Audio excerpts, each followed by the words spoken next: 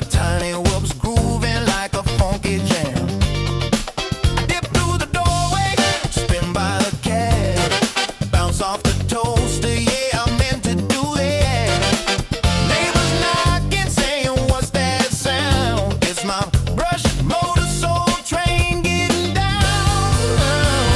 Flying through curtain, dancing on breeze, freestyle funk in my living room with ease.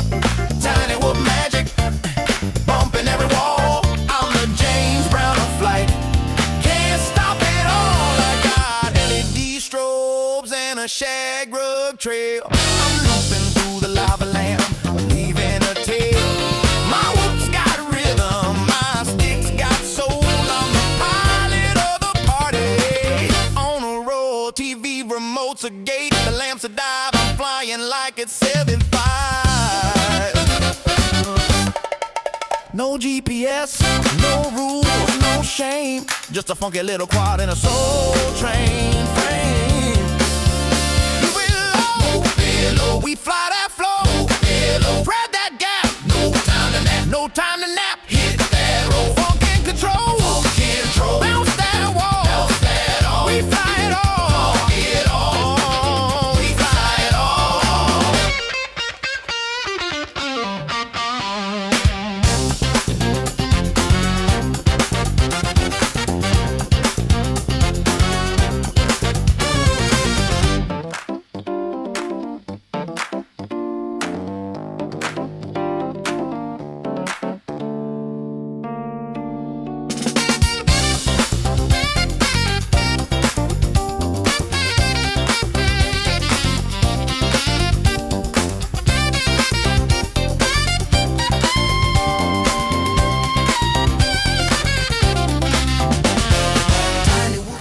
Hey, friend! I thought that was the end of the song. What's up, friends? My name's Aaron Ciotti. Everybody calls me Ciotti. Yeah. There's one more verse. Whoops. Welcome to Sunday Q&A. I flew a RC drift competition yesterday, and I've got like 30 batteries worth of footage. And so we're gonna rip through it. That was the very first battery. Here comes the next battery. Some of this I'm going to play half speed. Some of this is going to be in full speed. But I'm going to start these now because there's a lot of flight footage. And this is only a 2-hour stream. So hold on here. Let me just make sure that the files are right. 009 and 009. Yeah, cool. So I'm going to be small in the corner over here for the most of the day today. We will do Q&A as we always do. And let's just make sure that my mic doesn't go apeshit. Yep, that's good to go. Cool. I really like this stuff in half speed. So I'm going to let a lot of it run in half speed. I'm going to kind of bounce back and forth. But, you know, it's funny. When you shrink scale down, stuff tends to kind of like move faster as per the scale. And what's really funny about this RC drift footage is that, like, slowed down like this, it looks so similar to the full-size stuff. It's really funny. And so, yeah, a lot of the actual action I'm going to leave slowed down. This is DJI O4 light footage. This is my dedicated chase rig.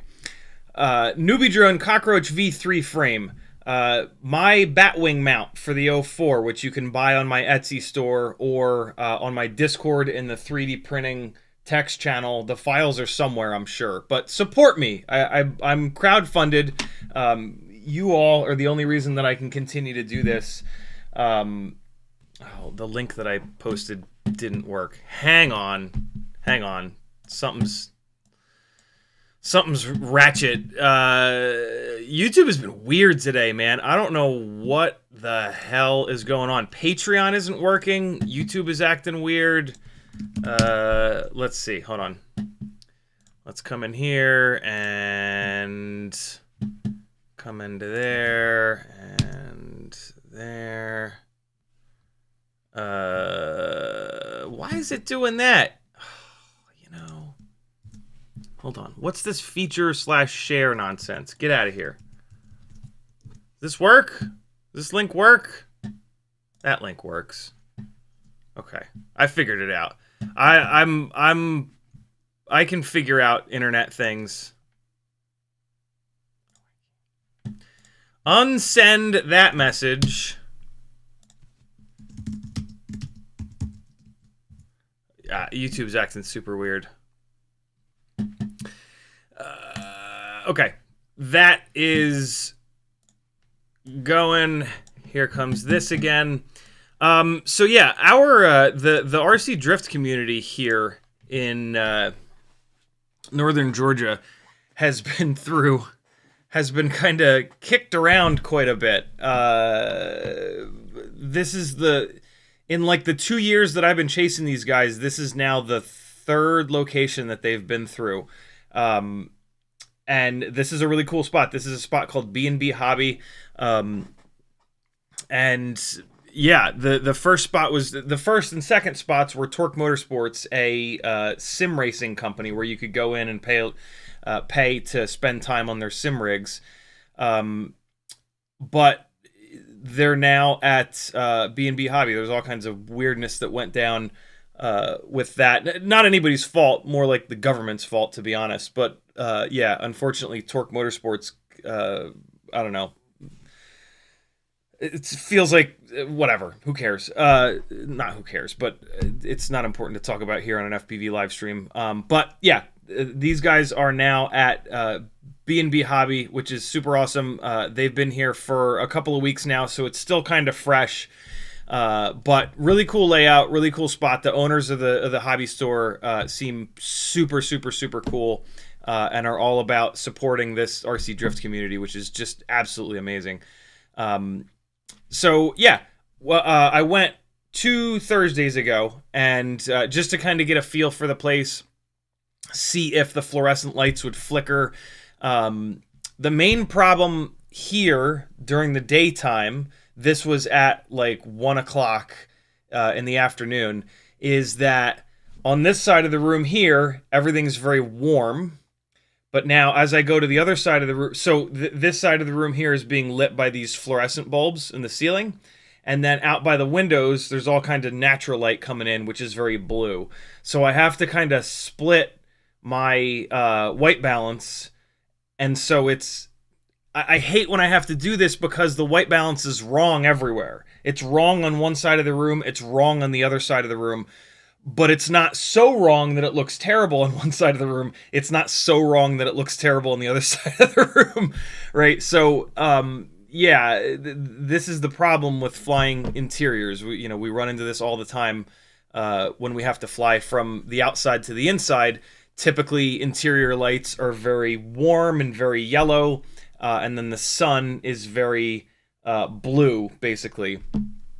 And there's not really a solution to that. I mean, like, the solution is to put gels on the windows. Actually, in the film world, what you would do to fix this situation is you would either run fluorescent bulbs that are daylight balanced, 5500 Kelvin, or you would put CTO, color temperature orange, gels on the windows. It's just plastic that has coloring to it. We call them gels. That was a weird little look on the left side of the screen here. What's O4 doing here? Ready? Look on the left side right now. Oh no, that's not O4. Is that the Lexan vibrating around? Oh, that's the Lexan vibrating around. The bodies that these little RC cars run are Lexan. And yeah, I can see it there again. That's funny. It looked like O4 was doing some weird jello thing. So yeah, that like right now you can see like the color temperature is totally different on the cars. It's a little blue.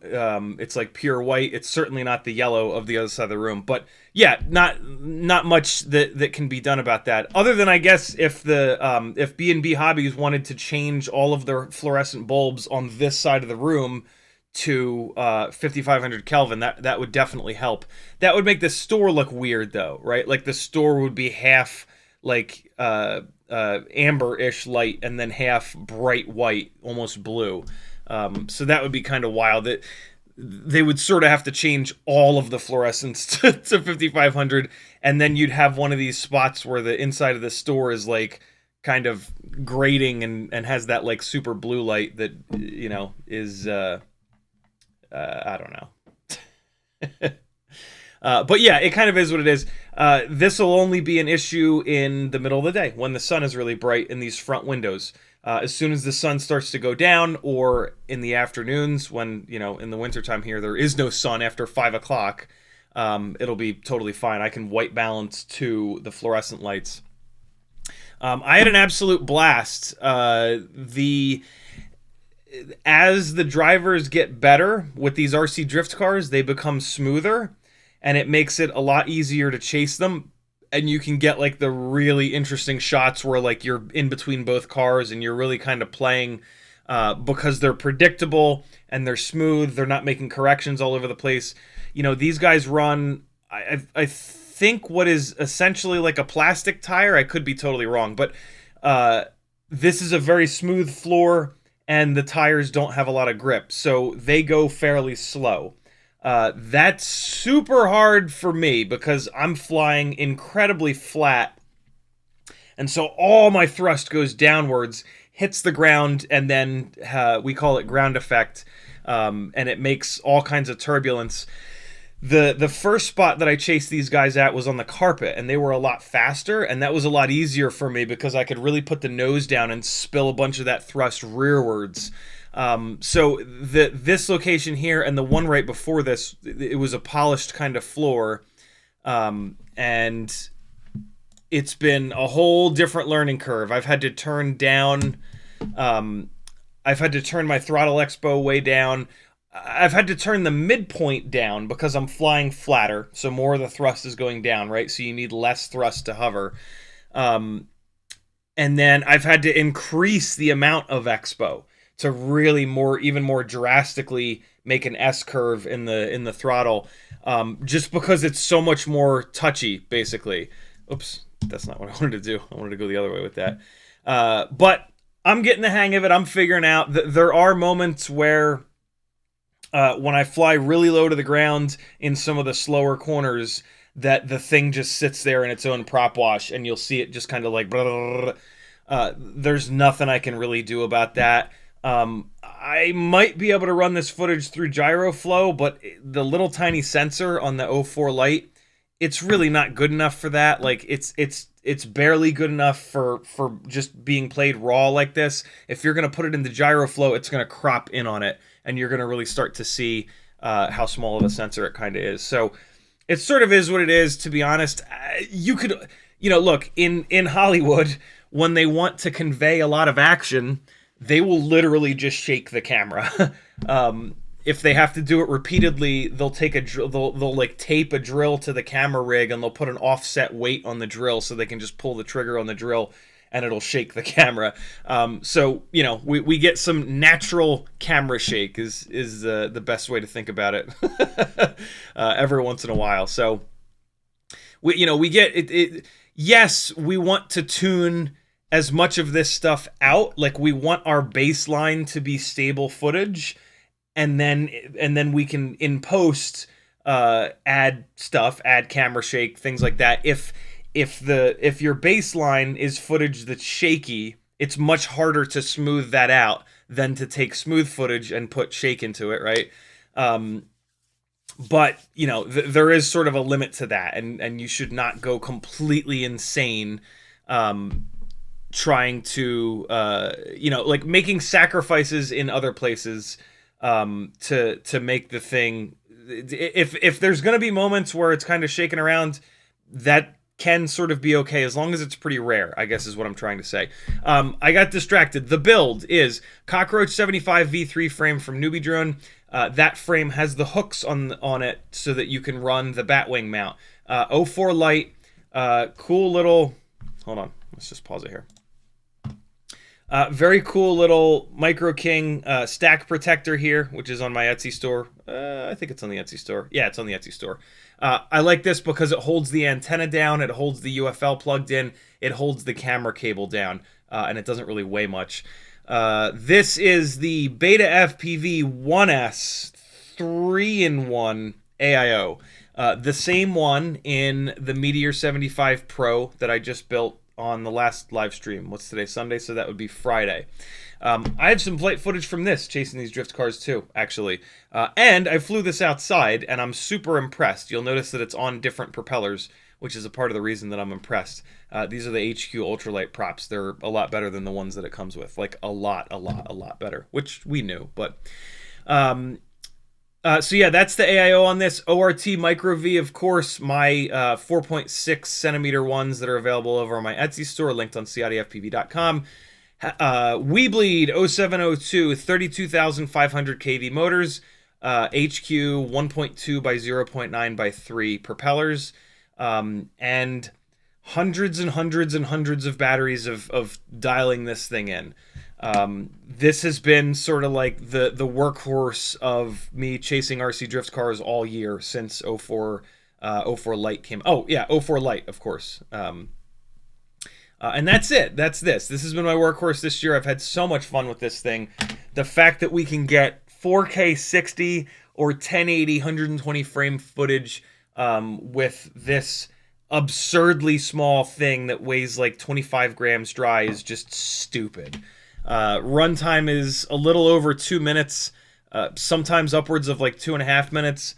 There's pretty much no way to get 3 minutes out of a 1S 1.2 inch prop HD setup. The HD gear is like 8 extra grams. That's a lot. We're asking a lot of a 1.2 inch setup on 1S. And so, but you know, to be honest, 2.5 minutes is enough. 2.5 minutes is enough time to like get in the zone. Like, you'll spend, 30 to 60 seconds really kind of getting dialed in, and then you've got like a minute of fresh, middle of the battery, good voltage, and then your last 30 seconds, you're kind of monitoring the voltage a little bit. You got a little bit less power, of course, but yeah, it's just enough. 2 minutes, that's not quite enough. Like, by the time you get warmed up, it's almost time to come in and land. But like 2.5 minutes is just barely enough. I really wish that we could get 3 minutes. I love 3 minutes as the sort of benchmark for a freestyle rig. Again, it's enough time to kind of get in the zone and spend a good chunk of time in the zone. But, again, on a setup like this, the only way to get more runtime would be to add a bigger battery, and we don't really have that. Like, we go from 300 mAh 1S batteries all the way up to these jousting batteries from Weebleed, which are 465 mAh. This is going to add a ton of weight, and it's going to become a lot less agile, and that's just not real. There are some batteries that claim to be 350 mAh, but they're not. They're the same size, they're the same weight, and you get the same runtime as all of the 300 mAh folded cell batteries out there. So, this is it. This thing is optimized, and that's kind of a good thing. By the way, so these are the 3 judges here that I keep buzzing after the runs. They've got red and yellow. I don't know how they designate which driver is which, but yeah, red is one driver 1, yellow is the other driver 1. And so that's how these drift competitions work. It's they run lead, follow, and then they switch it up and run lead, follow. The leader's job is to hit all of the zones. These are like the boxes that you see taped out on the apexes and on the corner entries and exits. So the leader's job is to hit those zones, basically so that the lead car is predictable, essentially. Like, it is harder to follow, and so the zones are set up to force the leader to be very predictable. If they didn't have that set up, the leader could just go ham, and there'd be no shot at the follow being able to stay close to them. The follow's job is to not hit them and to maintain as much proximity as possible. And that's how drifting is scored. And it's scored like, like... What most people say at this point is that it's scored like figure skating. I'm trying not to say that. But it is. It scored like skateboarding. How about that? It scored like skateboarding. There's a couple of judges that say sometimes they'll do like 0 to 10. In this case, it's A versus B. In a bracket style, right? The person that wins goes to the next bracket. Person that wins goes to the next bracket. So you don't really have to have scores. You don't have to have 0 to 10 scores when they do it in the bracket setup like this. Some amazing drivers showed up.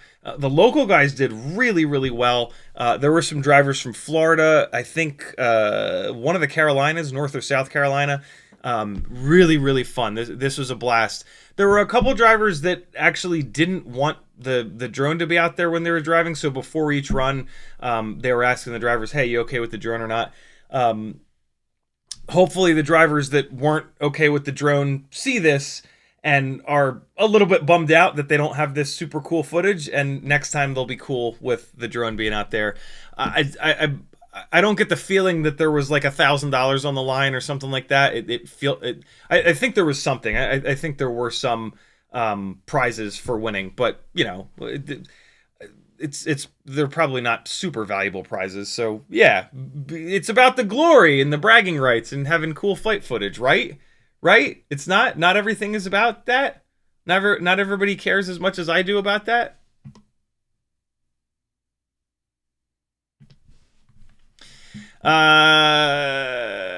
Maybe I'll just let this all run in half speed. It's just so cool in 50% speed. Some of this is actually in 120 frames. Let's take a look.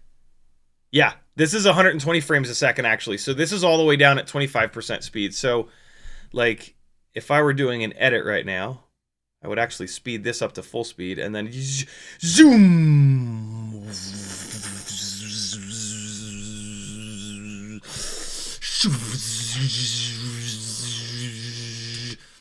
Hold on. Canon webcam utility shit its pants because that's what Canon webcam utility does.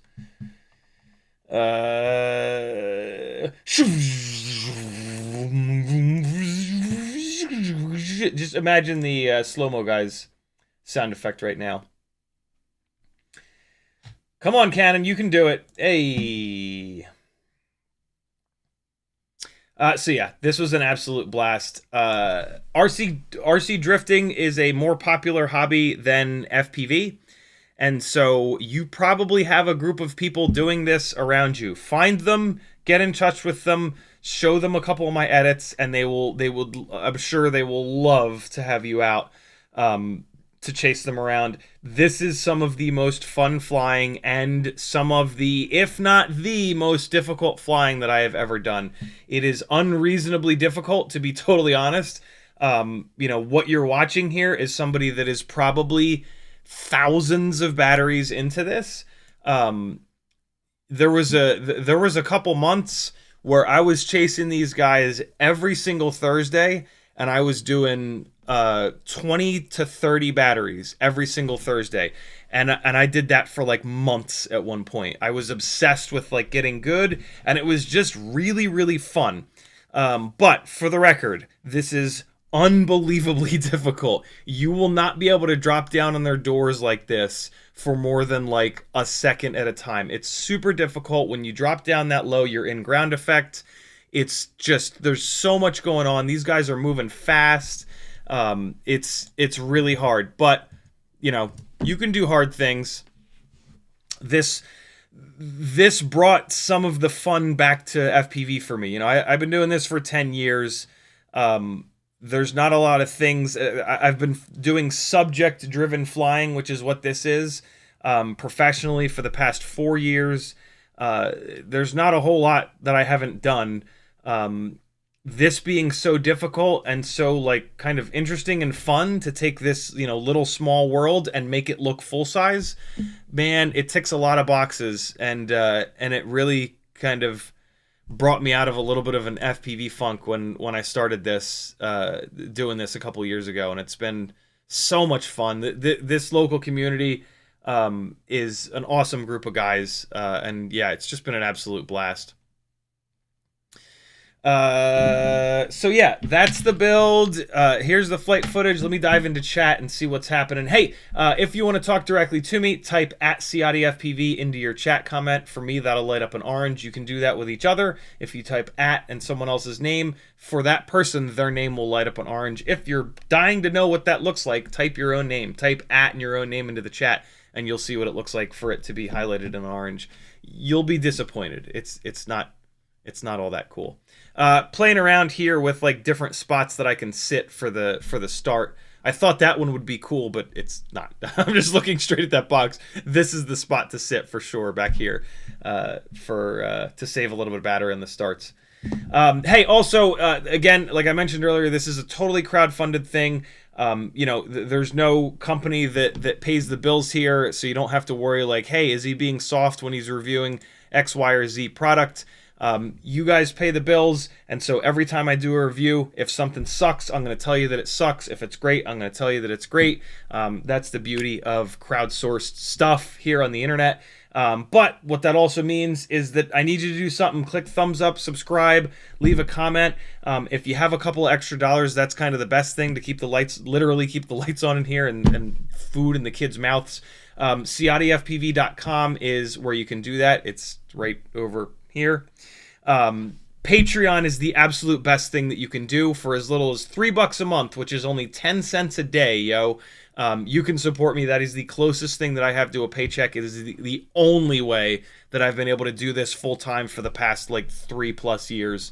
Lots of benefits to joining the Patreon. There's a YouTube playlist with almost 100 unreleased things, sketchy flying, I don't want to be public, half-done edits that I'm asking you guys for your feedback on, some sim racing content, what else?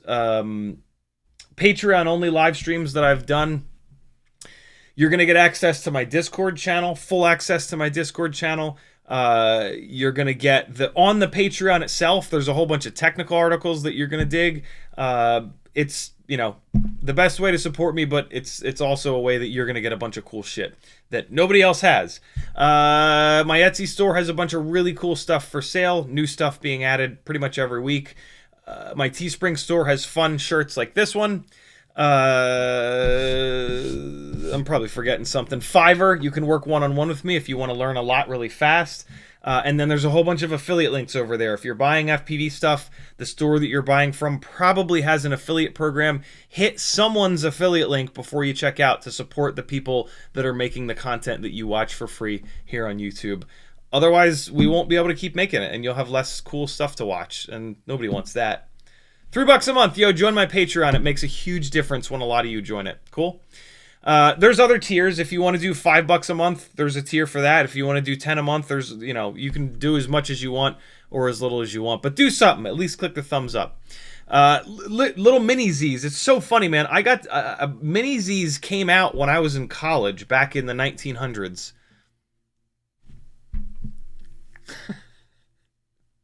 I say that as a joke, and then like every time, as soon as I say it, it just feels so bad. It just feels so awful.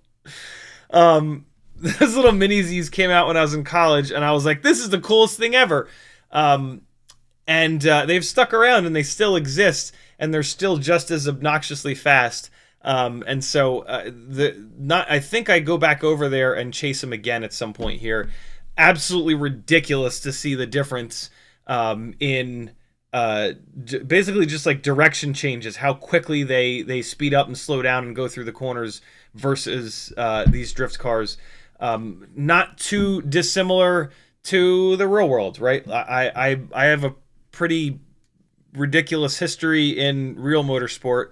Autocross for many years, and then I became an instructor there for 7+ years, which led to me instructing at a bunch of track days and doing a couple of not full track days, but like when there was open track sessions, I would essentially sneak out there with the Miata.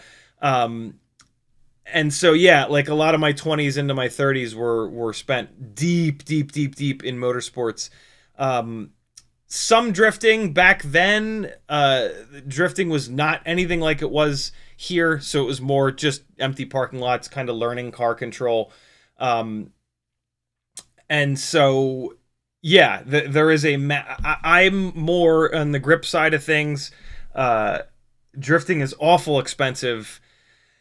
And so, yeah, the speed differential between grip-based stuff and drift-based stuff is real in the real world. It's even more severe here, though, because this is a polished floor with basically plastic tires versus foam on foam with the foam on rubber, I think, on the Mini Zs. So it's like really, really, really drastic here in the RC world.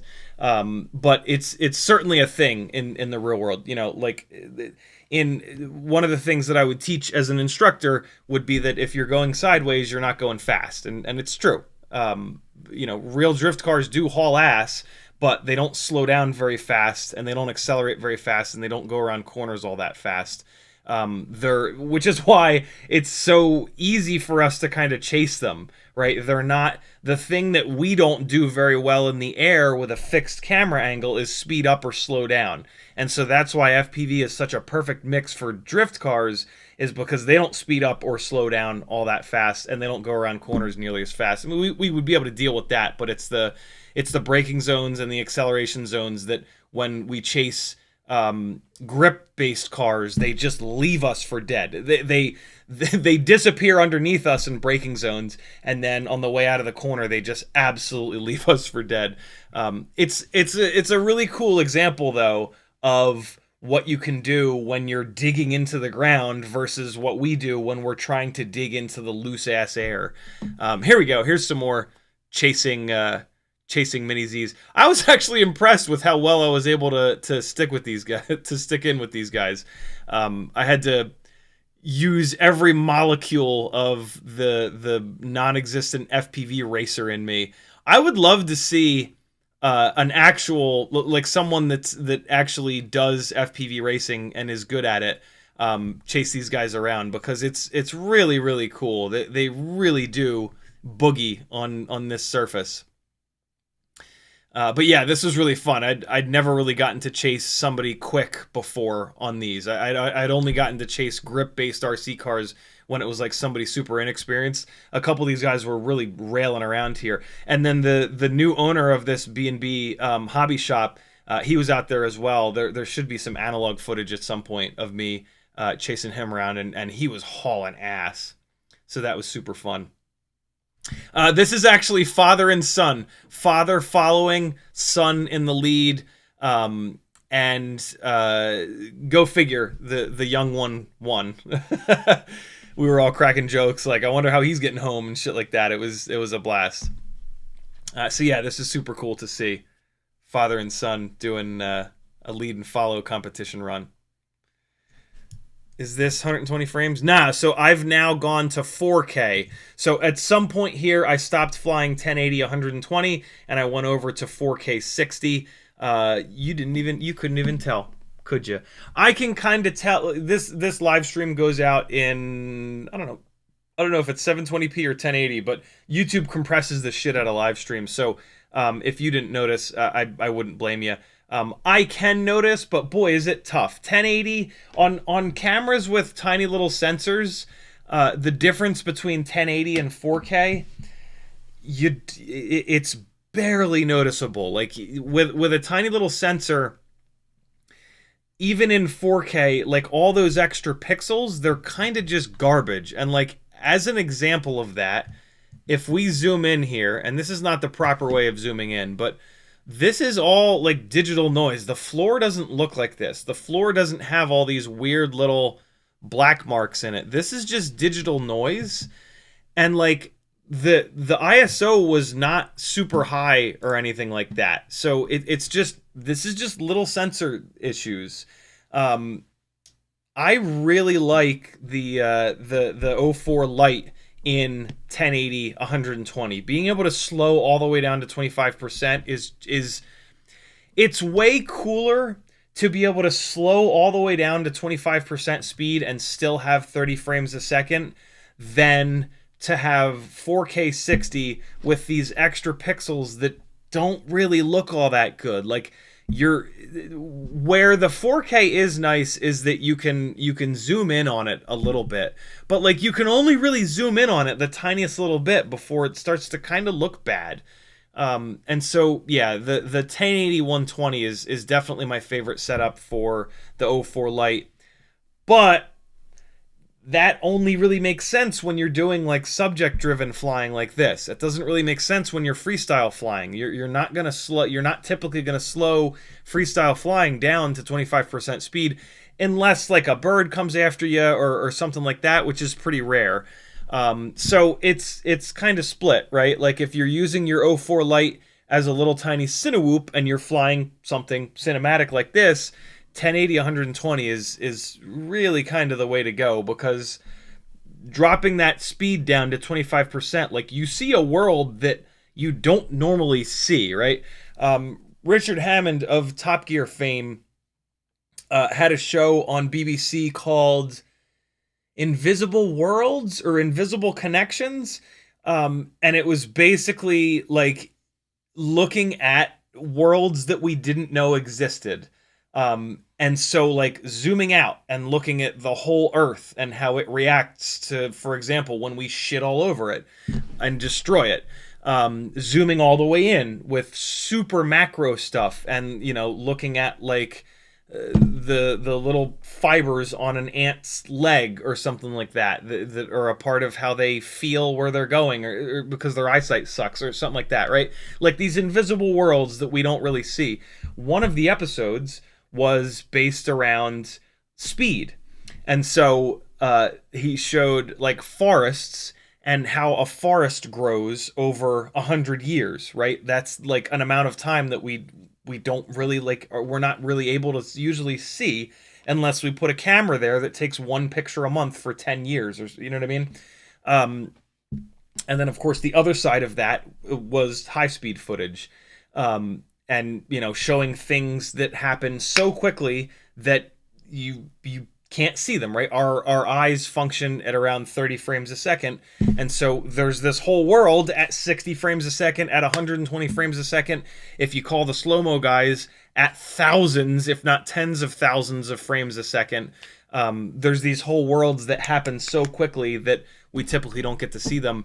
And in fairness, you know, we're watching this in 50% speed, and this is pretty rad, and this is 4K 60, right? So like 60 frames a second, it gets the world into 50%, which is pretty gnarly. But and that's like, I would not want to play all this flight footage in 25% speed. It would take forever to get through it. So like 50% speed is a really nice start.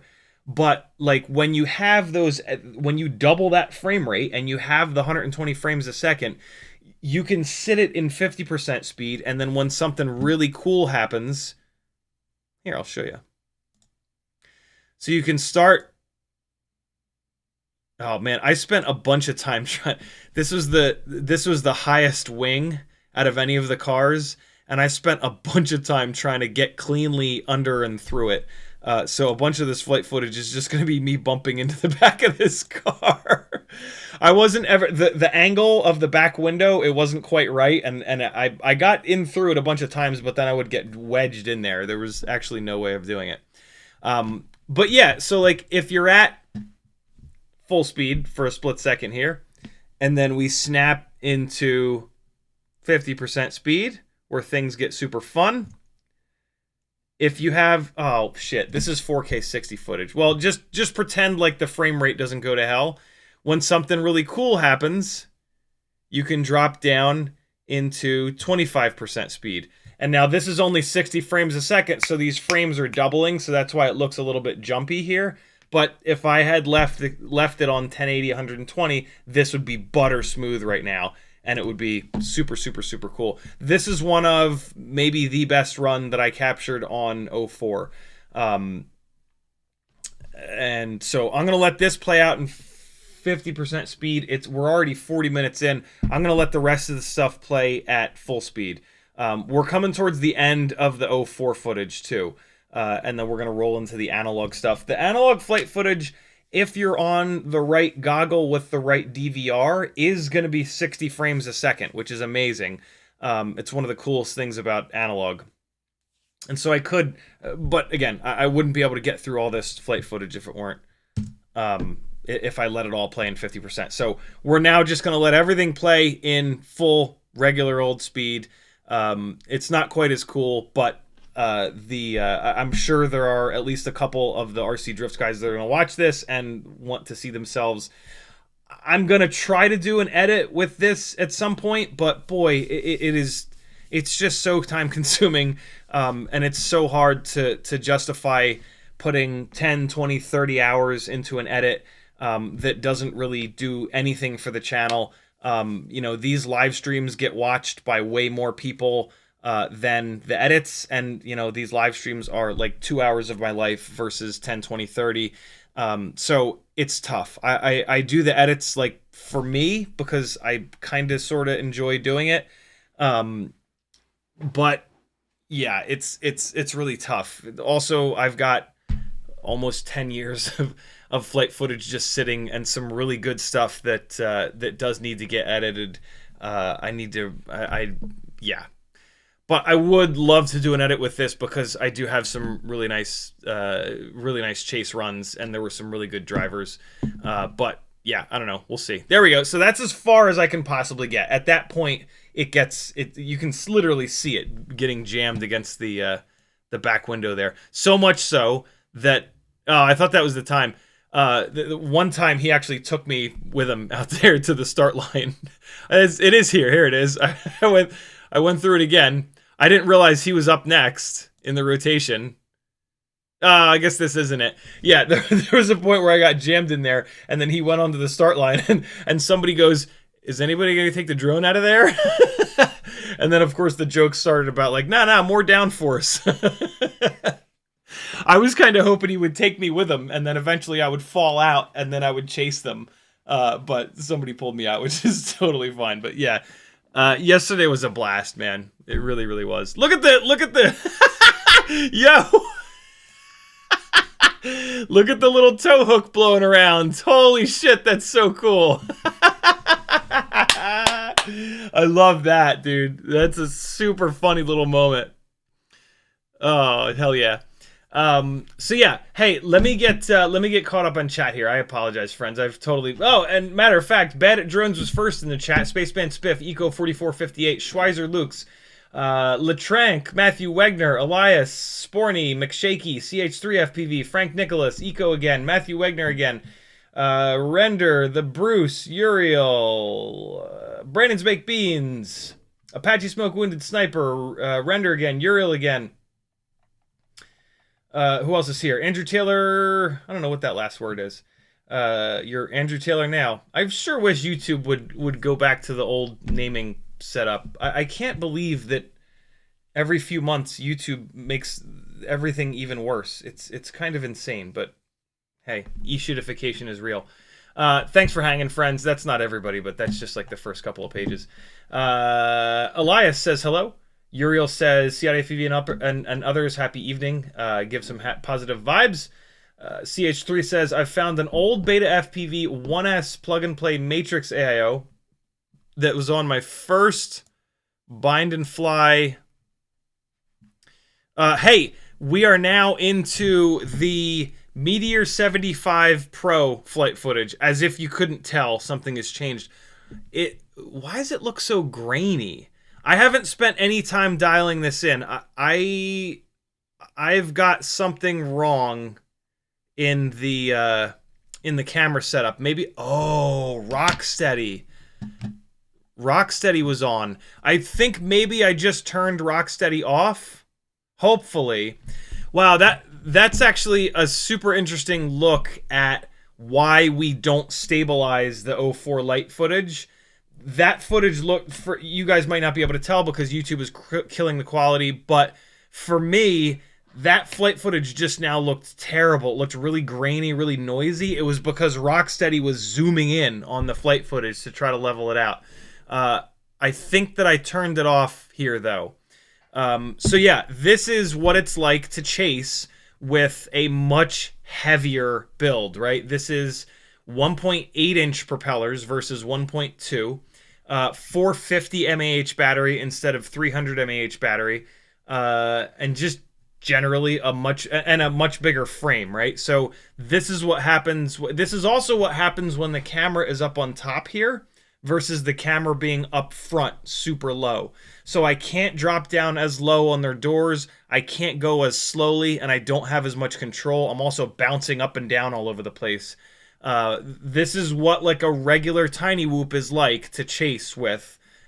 You know, my very specific setup here that I've spent loads and loads and loads of time figuring out, does a lot better of a job, because, you know, I've spent probably a couple hundred hours dialing this in, trying different stuff, putting the camera in different places with different mounts and all that jazz. All that being said, once I got used to this thing, I was actually not like, yeah, so for the record, rock steady is now off. Ready? Hard landing, no movement. The goggles aren't moving around as rock steady zooms back out. So that when I did land there, that was me turning rock steady off. And now this flight footage looks a lot like, from a quality perspective, what I was getting from this guy, which is to be expected, because I was going to say, I thought that I went into this and changed the settings that I usually change to make everything look better. So yeah. A couple of batteries with this guy, and then we'll dive into the analog footage. When we get into the analog footage, you'll notice that my flying gets a lot better because the analog builds are about 8 grams lighter. They're also much lower latency. So what I see is much more accurate to what's actually happening, right? Less delay in the goggles. These digital systems have a significant amount of latency. But obviously, also you're going to see some HDZero, some HDZero flight footage in here. So up next, I think is going to be one battery of HDZero and then analog. So you'll get to kind of compare those. HDZero and analog, crazy low latency. They are the most fun things for me to personally fly. Like in the moment, flying an FPV rig around these guys, analog and HDZero is absolutely the way to go. After the fact, the quality of the footage kind of blows. I do have 2 edits where I took one of my old 640 by 480 like mini DV cassette camcorders and ran them into the Immersion RC Power Play, so that I could record directly from them, and I cut that OG camcorder footage in with analog flight footage, and it works really well, especially if you put like a synthwave, like 90s-ish song with it. It just gives that like feel of the 90s, and so that's been kind of fun to do that.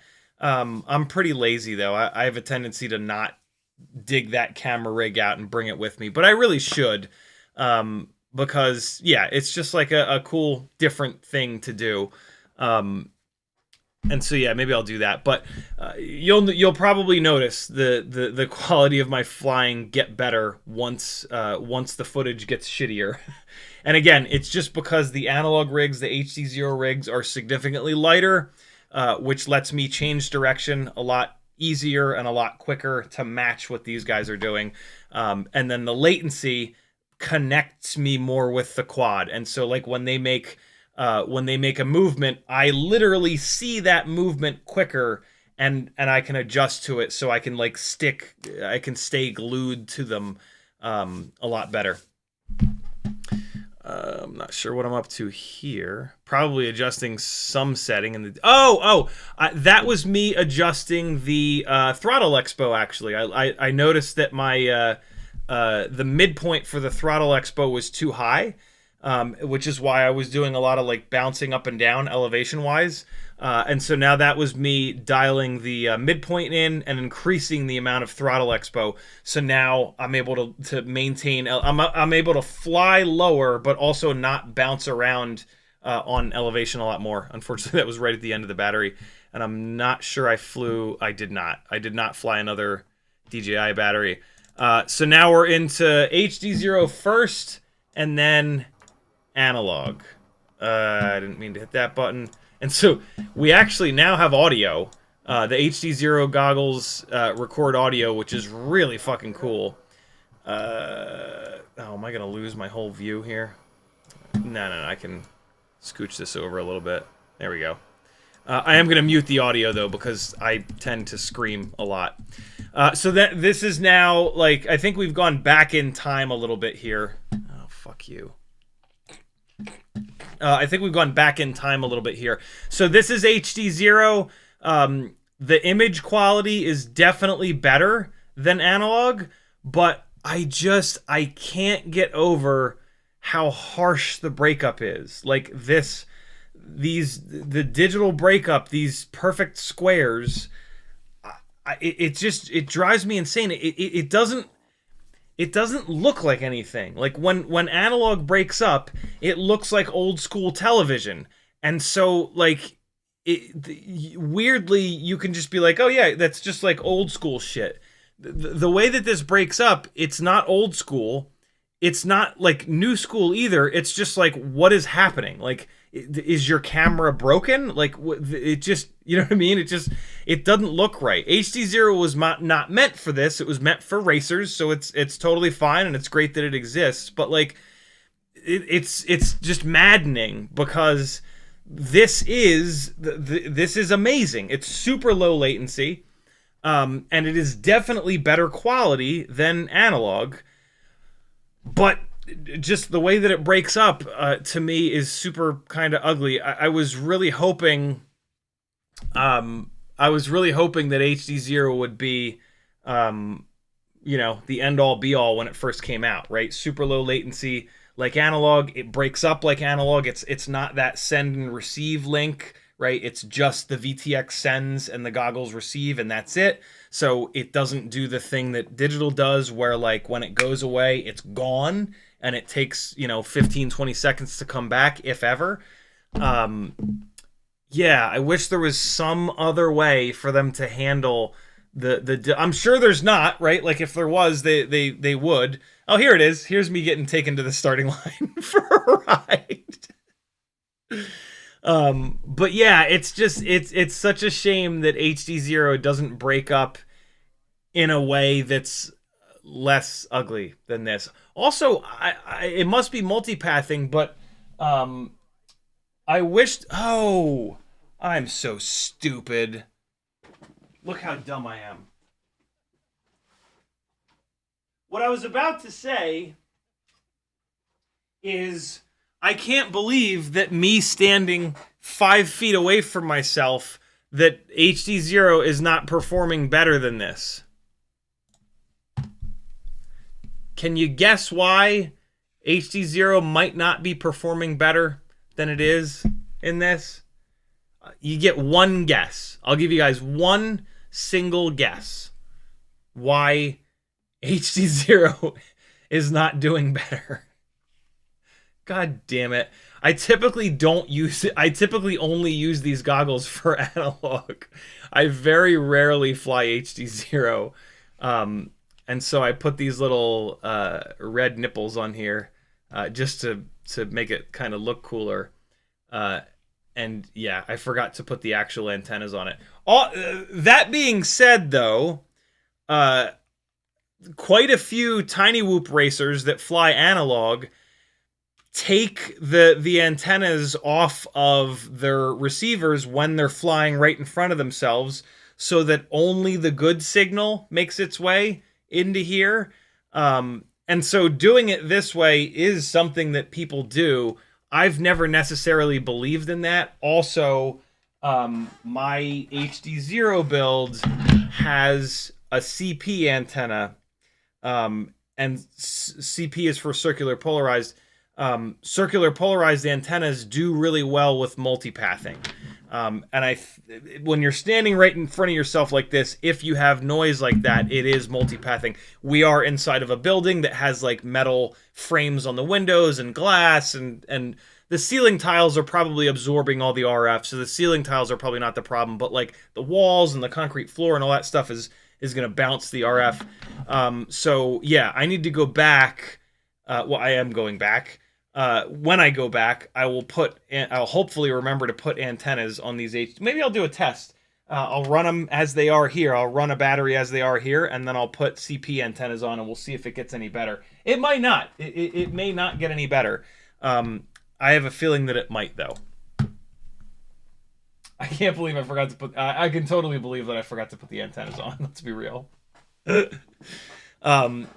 yeah, if I can get this HDZero to clean up a little bit, I think I would like to do an edit with it.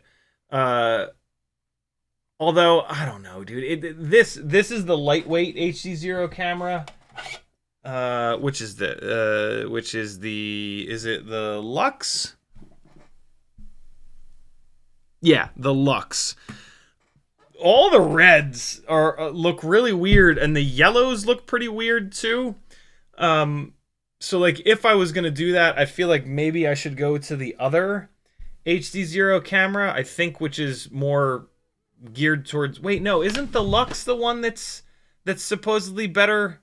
I can't keep track. There's two tiny little HDZero cameras. Somebody in the chat is correcting me right now, I'm sure. One of the cameras is for being as light as possible. The other camera is for better image quality. I should be, if I'm going to do an edit with HDZero footage, in fairness, I should put the better image quality camera on there. I had the better image quality camera, and then I crashed it and scratched the lens. I think this might be that camera, though, because I think I remember changing the lens out. I think the Lux is the one that has better image quality. But some of the colors still do kind of look ugly. Here's me trying to figure out why the hell I'm getting so much breakup. The problem is not in Betaflight, you dummy. The problem is on your face. Let me show you that... well, wait, hold on. No, HDZero is 60 frames as well. I flew another battery or two with HDZero. I'll slow that down to 50 frames a second. This is now... We're now into Analogue. I'll show you, I'll prove to you that Analogue is in 60 frames. Ready? Wait for something cool to happen. Hold on. False start. Speed it up. Come on. As long as your DVR module is recording in 60 frames. The Fat Shark's internal DVR, I think that only records in 30 frames a second. SkyZone, HDZero goggles, those all record in 60 frames a second. So there you go. There's 50% speed with no lost frames, nice and smooth. Very, very cool. It's one of the really cool things about Analogue is that it has always been 60 frames a second. It is always recorded in 60 frames. I mean, hell, there's some Analogue cameras that are more than 60 frames a second, but the DVRs only record in 60. So those extra frames just don't see the light of day. All right, back into the chat to try to get caught up here. CH3FPV found an old beta FPV 1S plug-and-play matrix AIO that was on his first bind and fly, and now building a 75mm whoop with external VTX and an XR1 kind of beefy. Whoa, 36.8 grams. That's pretty heavy. That's because of the external VTX and the XR1. You'll be able to fly the thing to the effing moon, though, with that XR1. Apache Smoke says, hello, Ciotti and gang. How you all doing? What's up, brother? Glad you could make it. Hell. YouTube just did the thing, scrolling back up to try to find my place. Uriel says, JB should say my... Oh, shit, I forgot. I'm so not used to Joshua streaming that I forgot that he streamed before me. I forgot to go in there and spam this live stream. But JB should say, my friend CiottiFPV knows the best about this. He would be the man. Joshua mentions me an incredible amount. Joshua has always been incredibly kind with the with the amount that he mentions me and gives me shout outs, and he's, you know, I mean, go figure, right? He's like the coolest guy in FPV. And so, yeah, he has helped me out so much over the years. It's absolutely insane. He's the only reason that I live stream at all. When he started live streaming, He was going to be in Atlanta. We'd been friends at this point for many years. I met Joshua like 7 or 8 years ago at Quad Camp Atlanta, and yeah, we hit it off and talked on through Facebook Messenger forever. And so when he was going to be in Atlanta, he was like, "Hey, can I live stream from your place?" I was like, "Yeah, absolutely." And so he had me on one of his live streams, and at the end of that live stream, he was like, "Dude, you're really good at this. You should like maybe think about doing this." And so I did, and I just kind of started doing it for fun. And then when the pandemic hit, I was working for a healthcare company who lost 30% of their clients, and so they fired 30% of us. And I was working remote at that time. I just recently moved here to Atlanta. And I'll never forget it. I said to Joshua, you know, like, "Hey, how stupid do you think it would be to try to do FPV as a full-time job rather than diving back into the job market?" And Joshua's answer to me have been the words that I've kind of lived by, and the voice that kind of rings in my head when this is getting hard. And he said, "If not now, then when?" And like, yeah, those 5 words have been like my mantra ever since. And they're, yeah, like I said, when things get really hard, those are the words that I just say to myself to kind of stay in this and keep going. Here are the winners. And so, of course, I had to harass them and try to land on things and just generally be a nuisance. I think after so after this is open track time, and so there'll be some total chaos here. Complete fail not landing on that whatever that flat thing was, but I saw a basket and had to go after it and give myself away as a prize. McShaky FPV says 5500K lights give my wife ocular migraines. I missed a bit. Are you filming in 60 frames a second wide angle mod? No wide angle mod. It's way too heavy, and it's also a glass in front of glass, which is a bad idea. Yeah, 5500K, that like, you know, daylight balanced kind of blue light, it messes with people, man. And there's a school of thought that it wakes us up and kind of keeps us from falling asleep, basically. It's not even a school of thought. Like, there's a lot of research that shows that. I really wanted to dive in through these two guys' arms, but I wasn't sure if I'd be able to get it. So I was going up and down normally through them. And now I mentioned to him, I was like, yeah, keep holding those arms out like that. I'll dive through it. These guys are such good sports. This is so much fun. And yes, a lot of that was 60 frames a second. Some of it was 120 frames a second. But the majority of what you guys were just watching was 60 frames. Latrank says, are you still running 4K 60 on the O4 Lite? Because 4K 50 is noticeably better latency, worth considering. I don't think I realized that. I was running 4K. There was a reason that I was running 4K 50 for a while. The problem for me with 4K 50 is going to be that if you slow that down to 50% speed, you're going to lose frames. So you're going to have that like judder every, I don't know what the math is, but maybe like every 15 frames.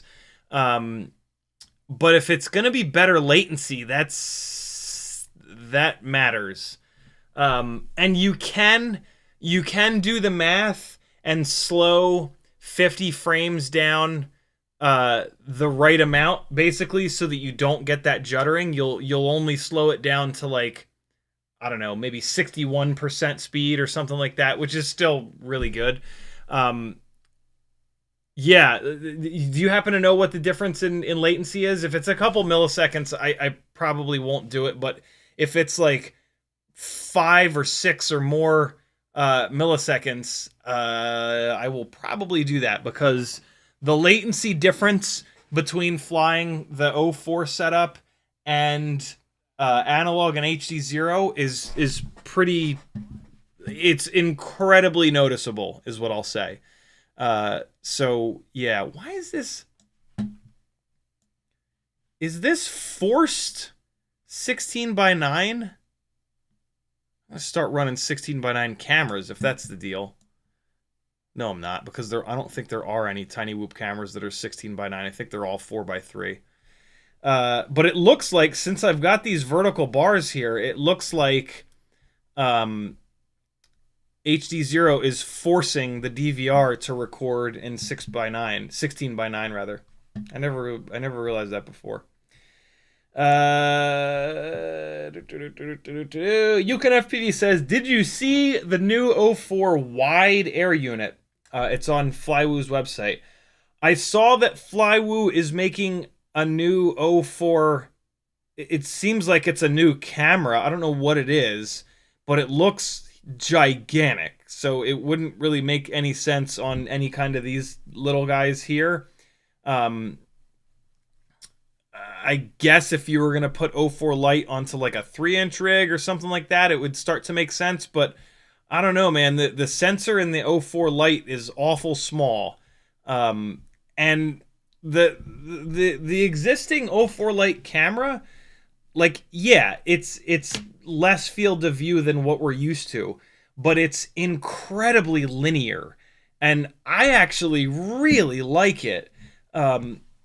I don't really notice that it's any harder to fly through either. The what makes O4 more difficult to fly through is the latency. So yeah, I'm not like super gung-ho on, or gung-ho at all on, wanting wider field of view from the O4 Lite. To me, the O4 Lite is not an FPV setup. It's a little tiny Cinewhoop setup. And if you're and it having less field of view is zooming in on the action. So I don't have to get as close to these guys to get more detail from it.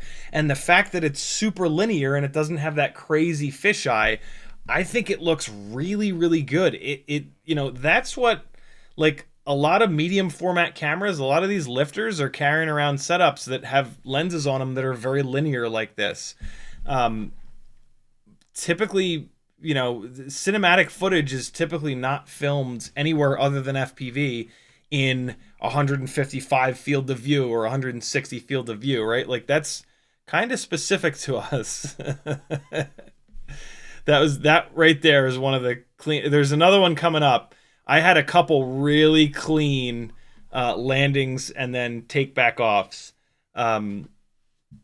yesterday. Really, really fun, and not on pickup trucks. There were no pickup trucks that have nice flat beds that are kind of like cheating for doing that. Cole FPV says, imagine if you recorded ambient auto at 129 kilohertz and brought it down to 4x slow-mo. I mean, you can take most audio and slow it down quite a bit, right? There's not a lot of loss in audio when you slow it down.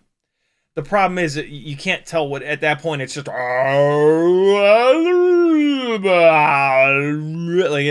it's incomprehensible.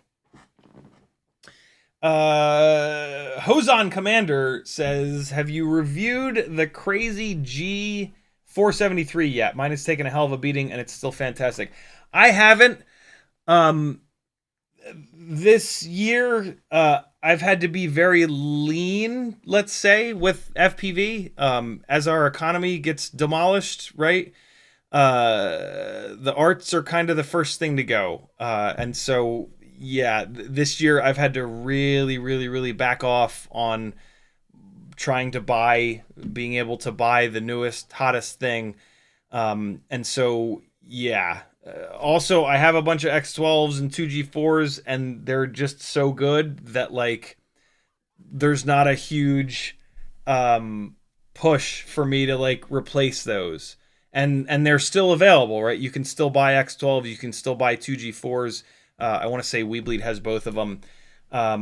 So, yeah. Although I should probably shoot Happy Model a message and say, hey, do you need anybody else to review the Crazy 473 to at least kind of throw my hat in the ring. But a lot of times when they do that, the answer that I get is no, because I'm one of the rare few reviewers that is kind of crowdfunded and speaks my mind, and will say a product is shit when the product is shit. And it's a lot easier for them to send stuff to people that are relying on getting that stuff and will kind of softball the reviews. So yeah, a lot of times I just don't send those messages because I expect to get said no to. Although Happy Model has been pretty good. Happy Model has been very generous, as has BetaFPV. Those two have been hands down the best. And they seem very willing to take the feedback. I've even seen BetaFPV implement a lot of the stuff that we talk about here into their... That was the one. That's the cleanest one that I've ever done, because it's a lot easier to land up on the roof. It's hard to jam it in the back wing like that. That's arguably the best perch and take back off that I've ever done. Yeah, I've seen BetaFPV put throttle expo on this. Actually, this came with throttle expo. The midpoint was really weird. The midpoint was like 10 points too high. And yeah, so I don't know. But Happy Model and BetaFPV have been very generous, and it's just the other companies that tend to turn me down. Also, a lot of these companies have like very high numbers that they want to see views wise. They don't understand or prioritize a good audience versus just a massive audience. And I get that, right? Like most people are like that. You see you see somebody on YouTube with 100,000 subscribers and you're like, wow, yeah, they must be like the best pilot in the world. And then you watch their flight footage and you're like, oh my God, have they ever flown before? What the fuck is happening here? Getting a lot of views and getting a lot of subscribers has nothing to do with, how good you are at a thing. It just has to do with how much you're going to kind of like market yourself and or buy reviewers, right? Like that's a super popular thing. You can get an extra 10,000 subscribers for like pennies nowadays. This is me wondering what the hell is going on. One of the two Analogue rigs was just really noisy. I thought maybe the antenna was unplugged. It's both of these Analogue chase rigs are on 2G4s because the 2G4 tends to be the cleanest of the Tiny Whoop AIOs in terms of like video noise. And so, yeah, I actually need to take a minute here at the bench to look at those two. I think the one that I was having problems with is the one that's on the Runcam Nano 3. But yeah, I got to take a look. The one of them has noticeably cleaner video than the other one, which is odd. Should not be like that. They both have ORT. I think they both have ORT micro Vs. Oh no, look at that. One of them has a True RC Singularity on it, and the other one has an ORT micro V. So yeah, I think this is the one with the Runcam Nano 3. This one should be cleaner. It's got a better antenna on it. But yeah, I don't know. Both of the 2G4s in these are pretty old and pretty beat up, and they were in freestyle rigs before these, so they could just be shot. I should probably... I think I have a fresh 2G4 somewhere. That should be what I put into these things, because these guys don't really get crashed hard like the freestyle rigs, right? Brandon's White Bean says, we raced grip-based because the floor was super low pile carpet. Brandon also says, when I was younger, I had an HPI Micro RS4. I think that was one of the earliest four-wheel drive RC grip cars. They made four-wheel drive like buggies and truggies and shit, but I think that HPI Micro RS4 might have been one of the early all-wheel drive RC cars. Buddy and I had them. We'd race masking tape tracks in the living room of the house, the compound that I rented with like 8 other people. That's super cool. Cole FPV says, drifting versus grip is physics. The coefficient of friction for static grip versus sliding grip is about 2x for a lot of materials. This is why ABS pulses brakes to keep tires from slipping. Yeah, one of the things that I used to teach in motorsport is that the maximum slip angle is what we call it. Slip angle is the amount of rotation that you've put into the car, either by weighting the front tires up extra in the braking zone and then rotating it in, and or in a rear-wheel drive car, or in some cases an all-wheel drive car with enough of a bias to the rear, you create the slip angle by using the gas pedal. 10 degrees is really the maximum amount of rotation that you want before the grip level starts to fall off. The easiest way to think about this is that, you know, you're driving in a straight line and you turn your front tires. Well, now, so your front tires are turned, and so that's going to start to rotate the car. Well, the rear tires, they're just along for the ride, right? And so if you can take that car and rotate it a little bit throughout the corner, the rear tires are basically doing a little bit of the turning there in addition to the fronts, right? And so you'll see your tire temperatures. When I was able to get a student that would start to figure slip angle out at the end of the run, you would start to see the tire temperatures normalize between the front and the rear. That was one of the indications that we always had. You can also just kind of feel it in the car and watch it in their steering as they open the steering up. But yeah, that's an easy way to think about it for those of you that haven't spent the last 25 years. Oh God, it's been more than that. It's been almost. No, I guess, yeah, it has been about 25 years that I've been completely obsessed with with cars and motorsport. UConFPV says, damn, the Mini Z actually looks more fun to chase. It's more fun to try to keep up with them, but the shots that you get are nowhere near as good. And, you know, I'm a cinematic donkey at heart. So for me, getting like a really cool shot is more fun than just struggling to kind of keep up. But yeah, chasing the little Mini Z was really hysterical. Cole FPV says your stream is 1080. Awesome. I thought that I changed that at some point. There was a point that I went from 720 to 1080 and I didn't see any difference, but I left it. Uriel says it's the content, okay, to you much more. I'm not sure what the end of that means, but I think it's a good thing. UConFPV says, can you shoot 1080 120? Nope. And just play it at normal. Oh. Sorry. Yes, for sure. That's. Oh, do you want me to do that? Sure.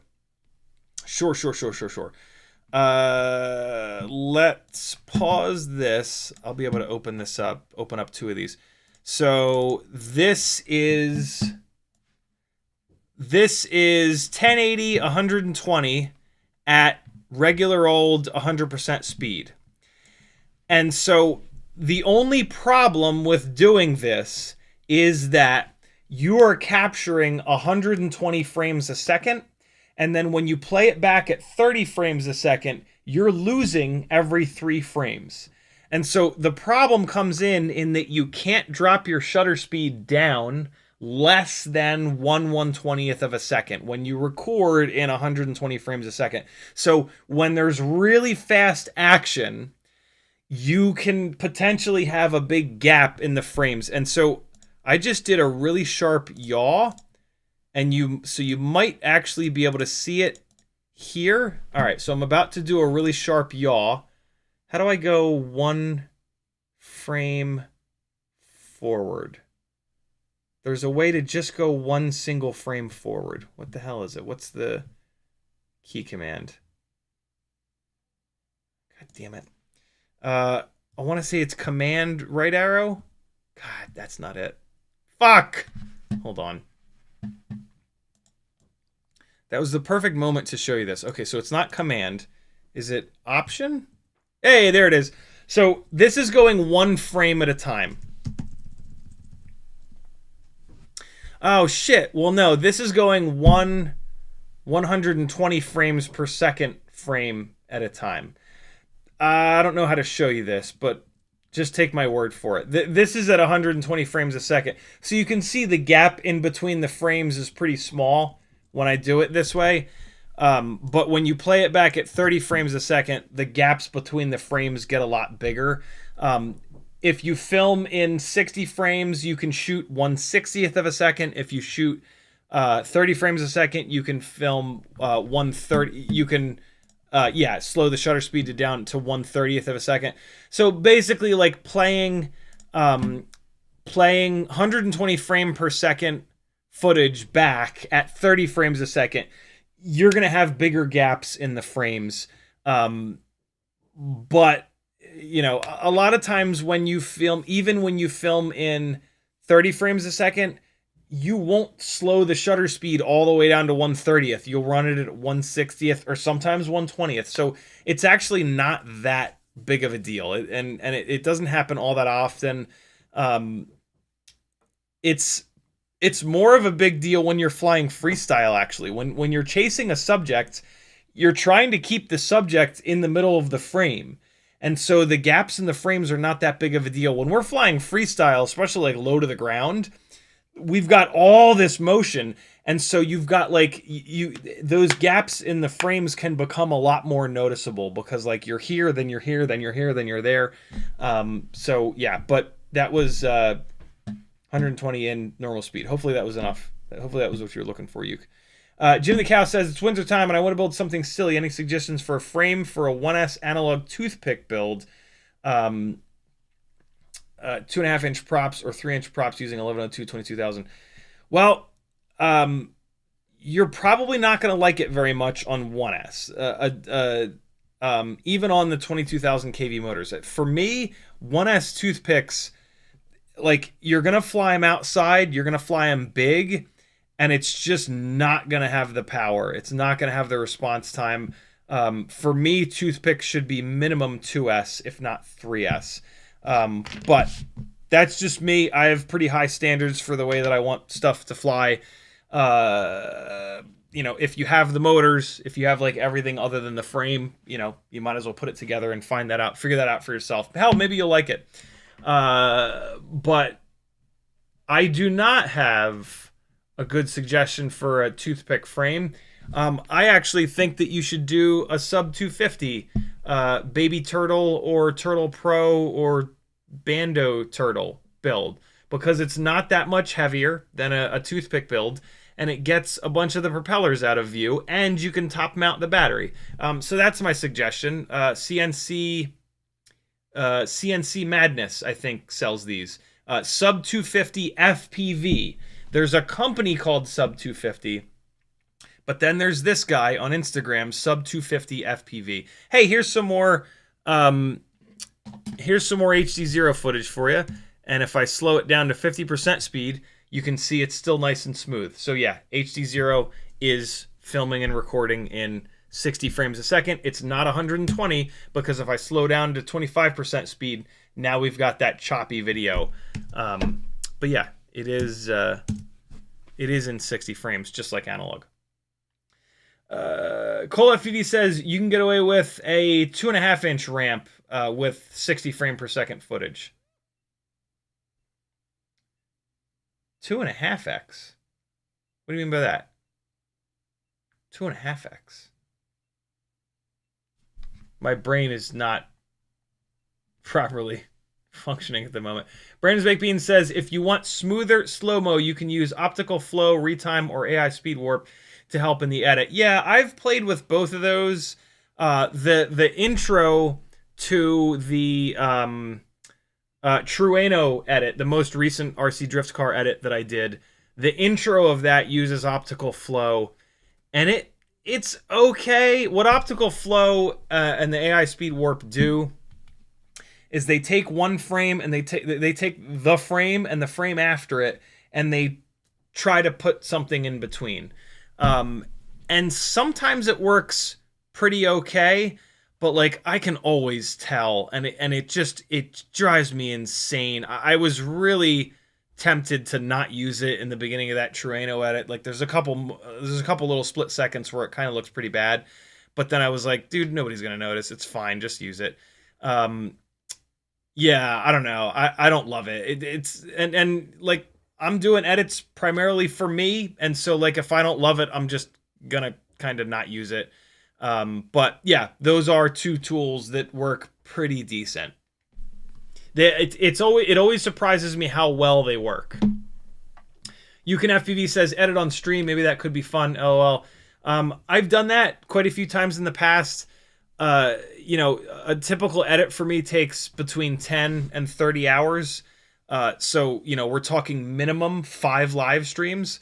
The problem is that I can't focus. When I'm explaining stuff to you guys, I'm answering the chat, and that takes up like a good chunk of my brain space. So like, you know, if I was to do an entire, like, let's say I was going to do an edit that would normally have taken me 10 hours. If I do that during live streams, that 10 hours is easily going to become 20 hours or even 30 hours. And that's like a million live streams in a row. Nobody wants to watch that. Also, the editing live streams that I've done in the past, they don't get viewed very well. And so, yeah, I typically just don't do them. To be honest, the main thing that I don't like about editing during a live stream is that I can't leave. My workflow is to start cutting up the footage in Premiere on my main monitor, and then I have Spotify over here on random, and I just let Spotify roll for hours on random. Since I'm watching the footage, every once in a while a song, like the feel of the song, the tempo of the song will match the footage really well, and so I'll earmark that song, put it aside, and then keep going. And so like by the end of the first like 4 or 5 hours that it takes me to cut out all the really shitty stuff from the footage, I've got a few songs that might match really well. I'll then start to drop them in and figure out which one I kind of like the best. And I can't do that with the live stream on, right? Because I'll get copyright blasted in the ass. So yeah, it kind of throws that. So now I have to like separately like listen, and it adds. It's actually not that bad though, because I do have a playlist of songs that I've like kind of earmarked for edits.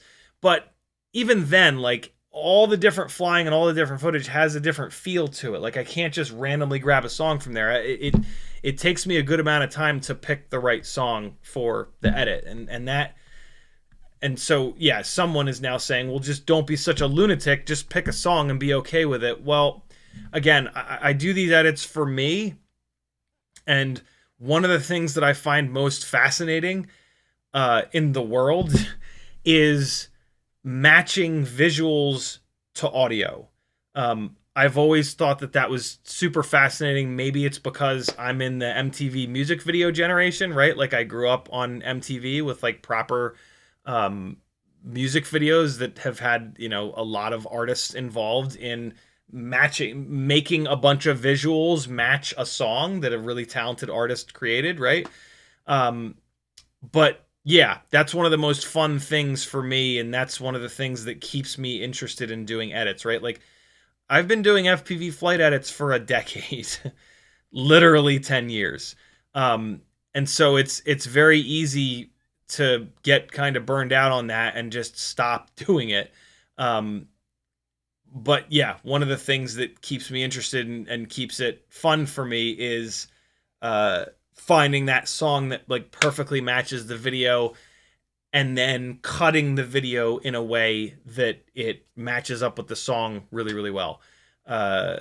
So yeah, and when I start to remove the things that I actually enjoy about the thing that doesn't make me any money or get viewed very well, that I've been doing for so long, that is the fucking recipe for burnout and not doing it ever again, right? Which is what we've seen in most of FPV, right? Like, what FPV pilot that's been flying for 10 years and making edits for 10 years is still doing edits that take more than like 4 minutes of effort, right? Like,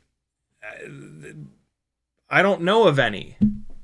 And don't say Steele, because he doesn't do edits that take more than like 4 minutes, right? He dumps raw flight footage with raw stick cam, and that's it, right? Like anybody that's been doing this for a long time, like that's what they're doing.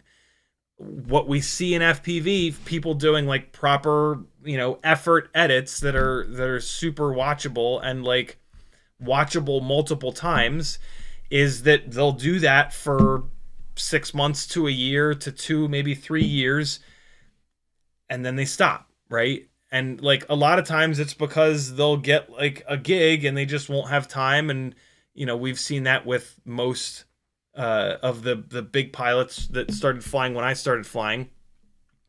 I haven't necessarily been one of the ones that's been lucky enough to get linked up with like the Discovery Channel or Mr. Beast or somebody with a ton of money, right? But yeah, yeah. Uriel says, let them make a nice edit. You deserve it. Take it as your content. Yeah, so I did talk to the new owner of B&B Hobby, and he said that he does have a couple buddies that do that edit. I mean, here's the other problem, right? Is that like most people don't know how to edit. The people that do know how to edit charge for it, right? Like if I wanted to pay someone to do an edit on the level of like what I do, I'm going to be paying someone at least $40 or $50 an hour for like 10 hours of work. How could I, that's like $500, and then it's going to do poorly on my channel and not make me any money. Like I can't even remotely. And then it's one edit, right? It's one edit that like 500 people watch once, and then you know what I mean? It's a great way of one of my favorite sayings in the motorsport world is, hey man, not sayings, but is like, hey, you know how you make $1 million in motorsport? Start with 2. And that, I think, is accurate in this case. I need to do the opposite, right? Like this is my full-time gig. I literally have to take the money that I use from this and pay for, this family's cell phone plan and food and all that jazz. And so, I unfortunately have to prioritize the things that do make me money over the things that sometimes I enjoy or that you guys want or whatever. And, this is an example of that. But that's okay. I absolutely love doing this. I will continue to do this for as long as I possibly can. And yeah, that's a pretty good one. That's a pretty good one with the motor, with the engine in view. Shit, man. Hands down, yesterday I had the best perches that I have ever had. That's like 3. I also perched on the red Peachtree Drift car a minute ago, and that was super clean. But I forgot about that perch right there. I don't think I noticed the engine being in view, and then I also kind of forgot about the wing jam perch. Cole FPV says, did you forget to clean the lens on the Meteor75? Maybe. I certainly haven't cleaned it since then. Nope, it's perfectly clean. I just think I maybe had like a setting wrong or something like that. I thought Cole FPV said lots of haze. That's what kills me about the HDZero camera. I kept cleaning the lens on this. I don't know what it is, but like all the HDZero footage that I've ever seen, it's got that like super haziness. Now this camera is perfectly clean. This lens is perfectly clean. There's like one tiny little smudge, but it almost feels like it's a little scratch. Nah, it came out. Yeah, the HDZero footage, it always looks very hazy to me. I don't understand. I don't know what's going on with that. Christian says, what's the weight of your 1.2-inch Batwing O4 build? Good question. Good question. I'm going to guess 25. 25 is going to be my guess. Damn, I'm good. 25.4. Yeah, 25.4 grams, which is pretty light, man. The Batwing builds, they don't have a big canopy on top, but they do have the TPU printed Batwing mount. So like they're light. They're not like super light, but they're light enough. It's as good as it's gonna get for this type of stuff. This build has had a lot of effort put into it to kind of get it to this point, and I'm really happy with where it is. I did just realize though I need to do something about this ELRS antenna. I can't believe I only really run this close to myself, but this ELRS antenna, oh, I see why. I need to pull this thing apart at some point and fix this ELRS antenna issue. I got lazy, it looks like, on this. And so if you guys, for those of you that watched this build on the live stream Friday, the one bit of soldering that I did was to desolder the ELRS antenna and flip it around so that it comes out the top of the board rather than coming out the bottom of the board.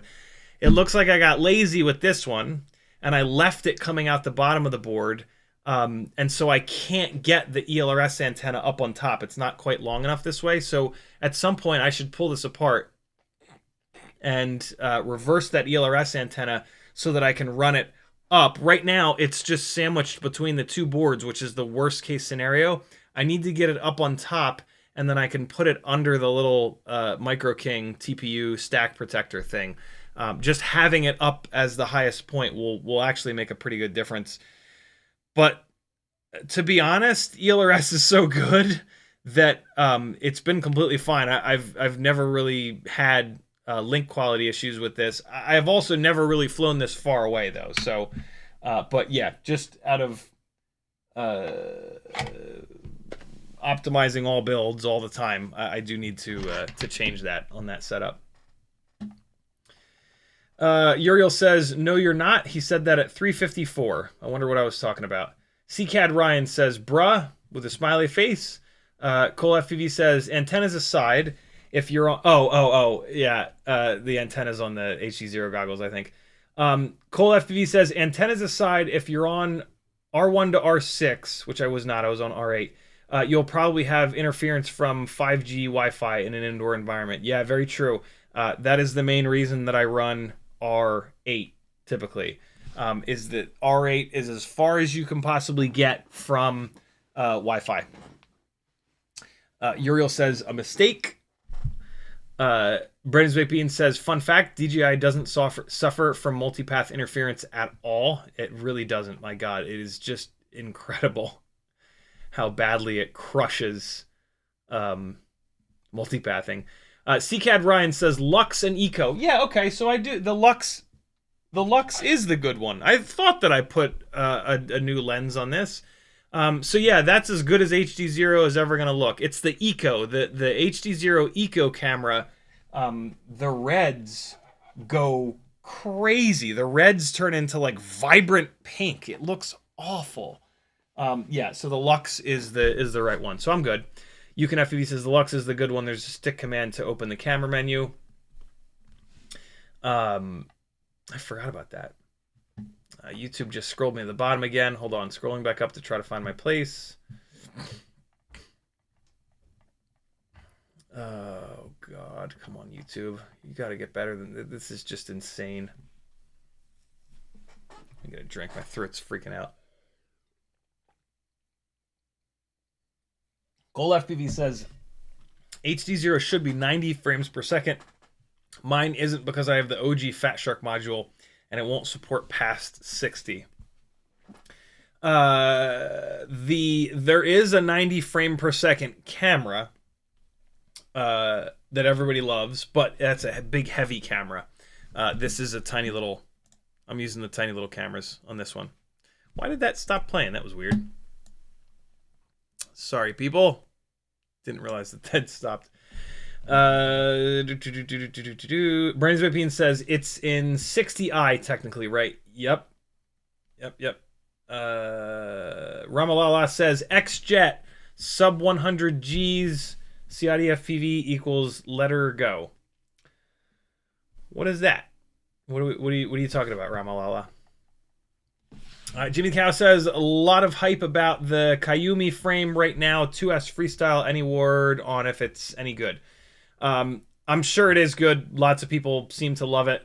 250G FPV is just somebody that I've followed for a long time, and I've been meaning to buy these. I think this is more I think these were out before the Caillou Mini. It doesn't really matter, but yeah, both great frames, I'm sure. I doubt that you'll be able to tell the difference between them, to be totally honest. Close your eyes and point.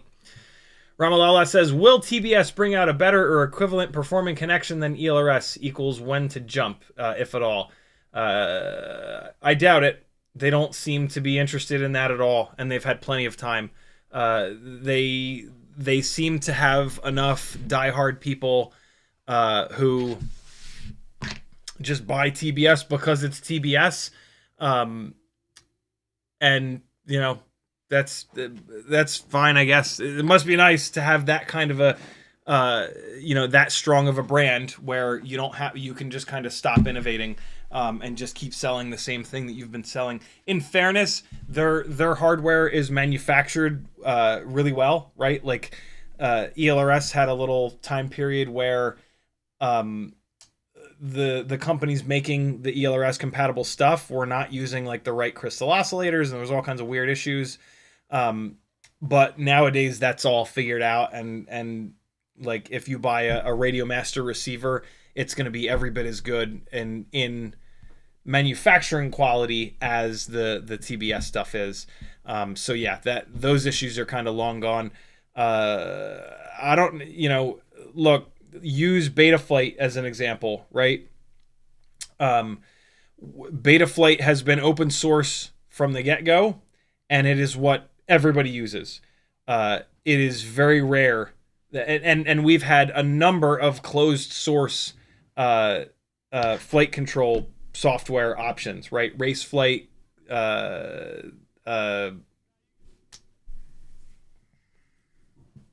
it's been too long. Whatever. We've had loads of closed source flight firmware options, and none of them have ever been as good as Betaflight. None of them will ever be as good as Betaflight.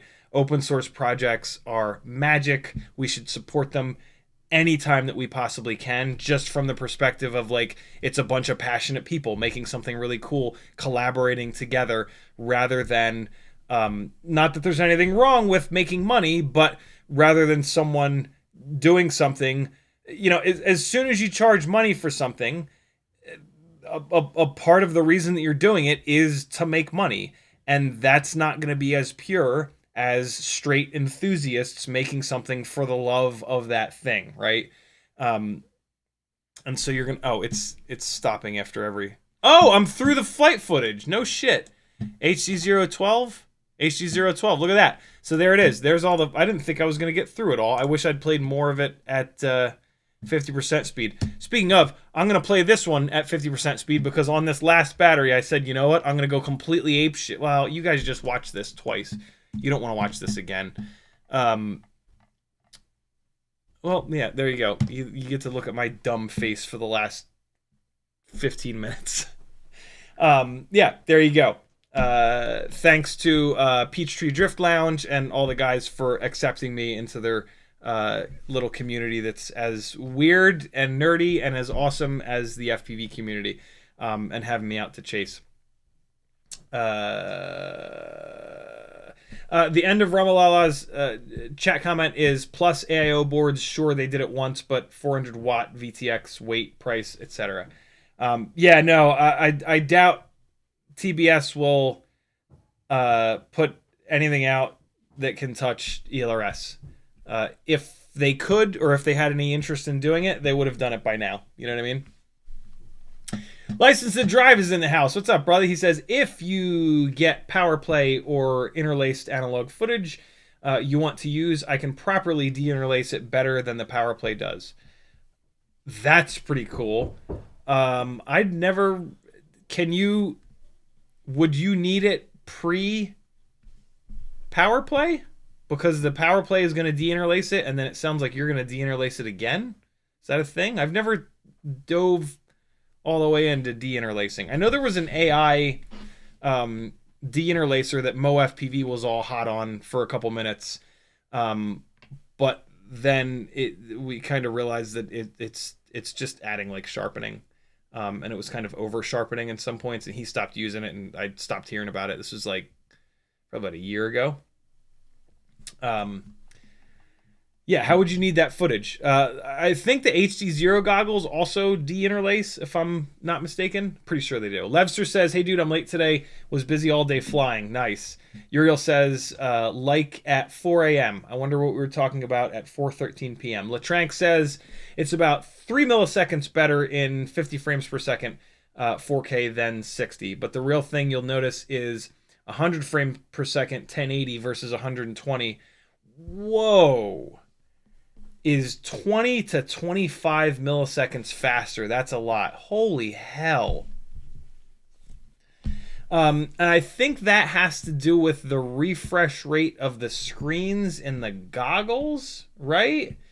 I believe we could just look up the specs, but I want to say that the refresh rate on the screens in the goggles 2 and the goggles Integra are, I think it's 50 hertz. And then, but I think the goggles 3, the refresh rate is 60 hertz. Didn't something change? Goggles 3, DJI.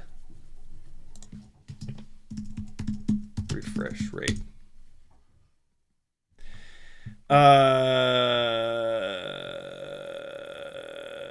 I hate using the AI overview, but sometimes it's right. Let's just ignore it though. Here we go. DJI Goggles 3 refresh rate. What the fuck does that mean? No, the screens the screens have a refresh rate, have a max refresh rate. You jagoffs.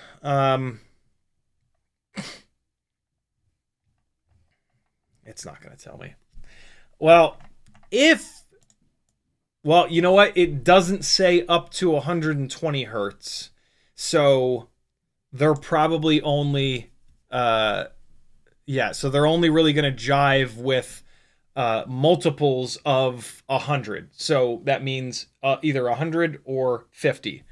Can I just change the 3 to a 2?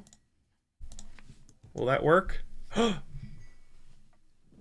Specs. Yeah, buddy. Where's your refresh rate? Up to 100 hertz. Okay. Can I do the same thing with goggles Integra? Hey. I could have sworn, up to 100 hertz, I could have sworn that one of these goggles was 60 hertz and another one of the goggles was 50 hertz. Apparently not, though. So yeah, that would explain that. That would explain why setting your O4 system to 50 frames a second or 100 frames a second is going to give you lower latency, because it is going to skip less frames. When the screen that you're looking at matches, the refresh rate of the screen that you're looking at matches the frame per second of the camera and the video system. For example, at 100 frames a second, it's going to send 100 frames a second, and the screens are going to display 100 frames a second, because that's how often the screen refreshes. If the camera will do 120 frames a second, it's going to send those 120. Well, now the goggles need to decide. The goggles are going to need to drop some of those frames. There's extra frames coming in. And so when you drop a frame, that increases the latency. And so that's what's going on there. Man, I totally forgot about that. I'm going to start running 100 frames and 50 frames again. When I was first moving over to O4, I was using 50 and 100. And then at some point, I think I started screwing around with 60 and 120 to see if I could tell a difference. And then I didn't think about it again. And I just keep maxing it out, right? Like, we have a tendency to just like, hey, 1080, 120, awesome. I want as many frames as I can possibly get. But realistically, 100 frames a second, you're going to be able to slow that down plenty. You just got to do the math. Make sure that if you're going to do that, don't just take 100 frames a second and slow it down 50% in a 30 frame per second timeline, you're going to get like every 12 frames or every 8 frames or something, you're going to get a gap. You're going to get a double frame in there. You don't want that. Brandon's big. Oh, no, we got that. Latrank, thank you for that, man. I completely forgot about that. A 20 to 25% difference in latency on 100 frames per second versus 120 is insane. That is wild. Although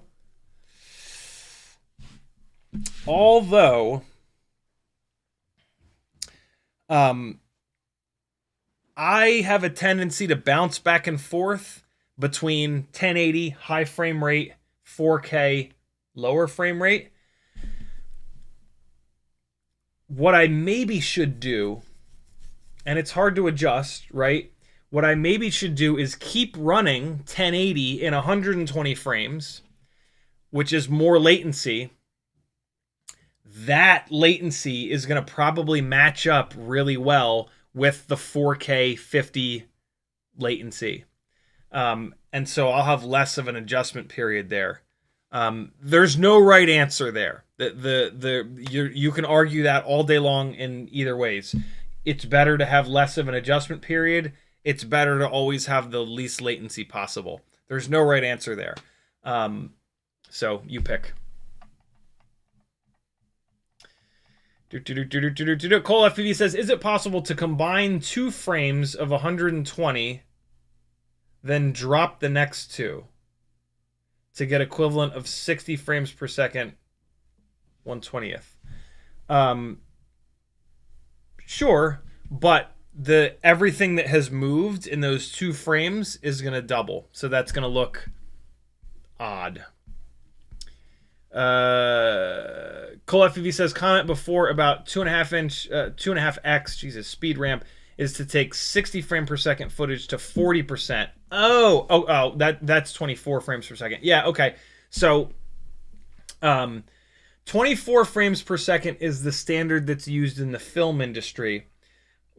In FPV, we typically stay away from that because 24 frames per second is usually not enough for how much we move.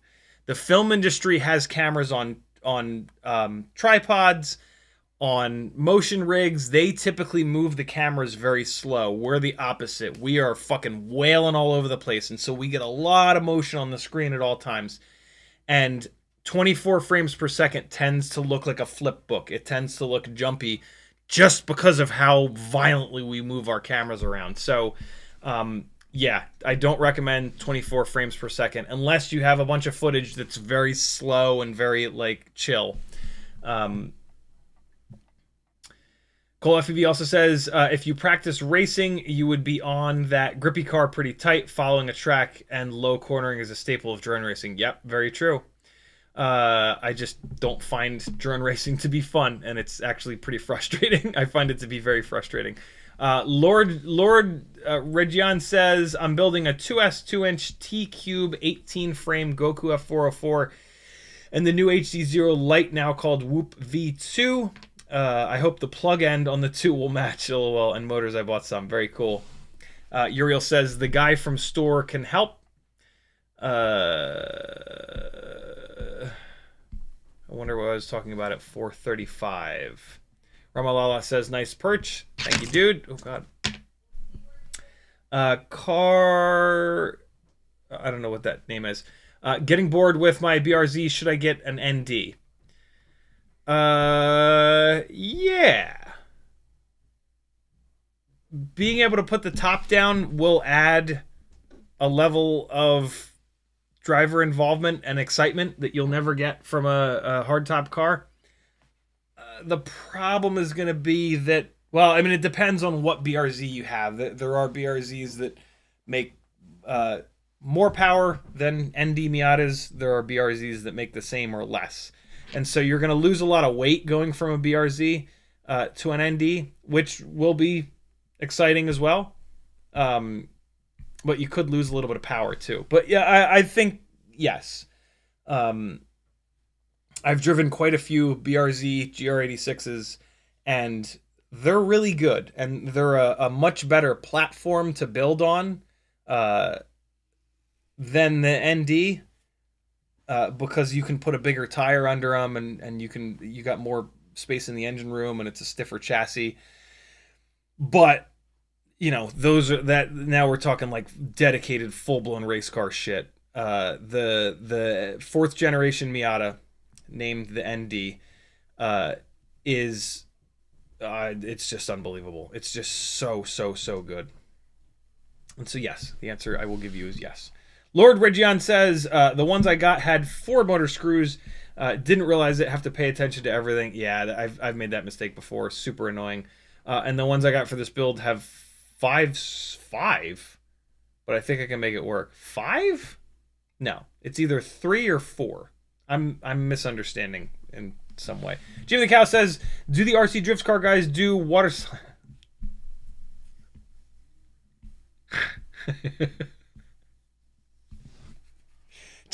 Jimmy the Cow has been relentless lately about water slide stickers. I'm not mad about it. I absolutely love it. I bought these 3 sheets of water slide stickers from Beta FPV fucking ages ago, and they've just been sitting in the box over there. Every time I see them, I'm like, oh, I got to put these on. I get them out. I realize it's going to be a lot of work. I remember water slide stickers from when I was a kid were always a pain in the ass. So I have like this dark mark in my brain about them. And then, so I'm like, oh yeah, I should put these on tonight. And then I'm like, it's going to be a bunch of work. And then like, I'll start looking around and be like, do I have a frame that's like really unmolested and kind of clean and not beat to hell? And then if I do have one, I'll kind of look at it and I'll be like, yeah, but then I'm just going to beat this thing to hell. And it's going to be all for nothing. And I never do. But I need to, because it's not that hard. And as an adult, I'll probably be a lot better at it than when I was a child. And so, Jimmy, please continue to be relentless about water slide stickers. That's a great chat comment. I don't know if you were being serious as opposed to just poking at me. I actually don't know. I don't know if they use water slide stickers. Maybe. Good one. Jimmy Broadbent, my favorite live streamer, the biggest live streamer, an all-around great guy.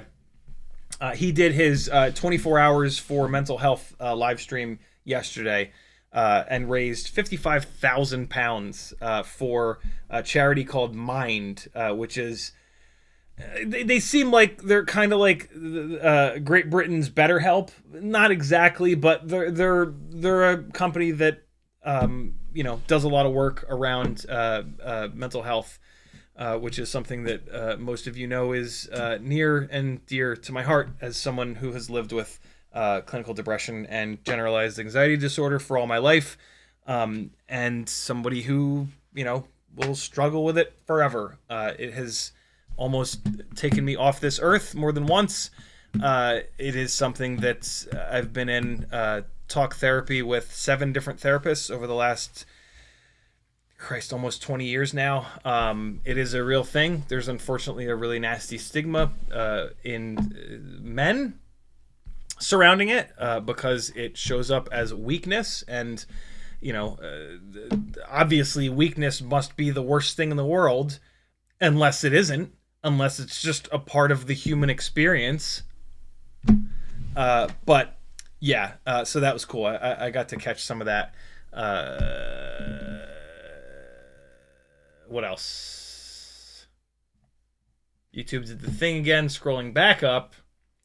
Life Behind Bars says, hey bud, love the beta flight super duper secrets. Keep up the awesome streams. Thank you, man. You guys keep going to CiottiFPV.com and supporting me, and I'll keep doing the streams. Fucking shameless. Shameless, that one. Uriel says, your undermined makes you think you're bad, but you just made a mistake. Hugs and kisses. Thank you, dude. Life Behind Bars also says, I just got the Cockroach V3 frame and was wondering what the foam stickers are for. They kind of look like stars. They are for going on the bottom so that you don't smack stuff with the motor screws. They go dead center on the bottom. The problem is when you run a happy model motor, it's got a much longer motor shaft and a big ass C-clip down there, and a lot of times it'll hit the foam, and you can't have that. So I have a whole big box of those Nubidro and Cockroach foam fetuses. Off-Axis says TBS just came out with a new AIO board for wings and a new VTX 3-watt for analog. That's pretty cool that they're still making analog VTXs. I actually really like that. In fairness, TBS was not TBS the company, but the main guy behind TBS Trappy was a giant dick towards Joshua Bardwell a bunch of years ago, and I've never necessarily forgiven him for that.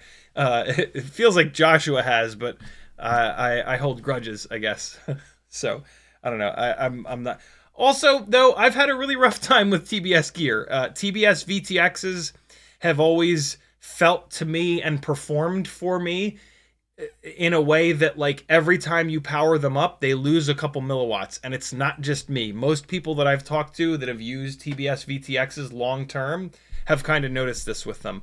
And I've not really noticed that with other analog VTXs. So yeah, it's not just like a personal thing. It's just that I've had a rough time. I've also had quite a few Crossfire failsafes, right? Like Crossfire, the link that's supposed to be God's gift to everything and just go forever and always work.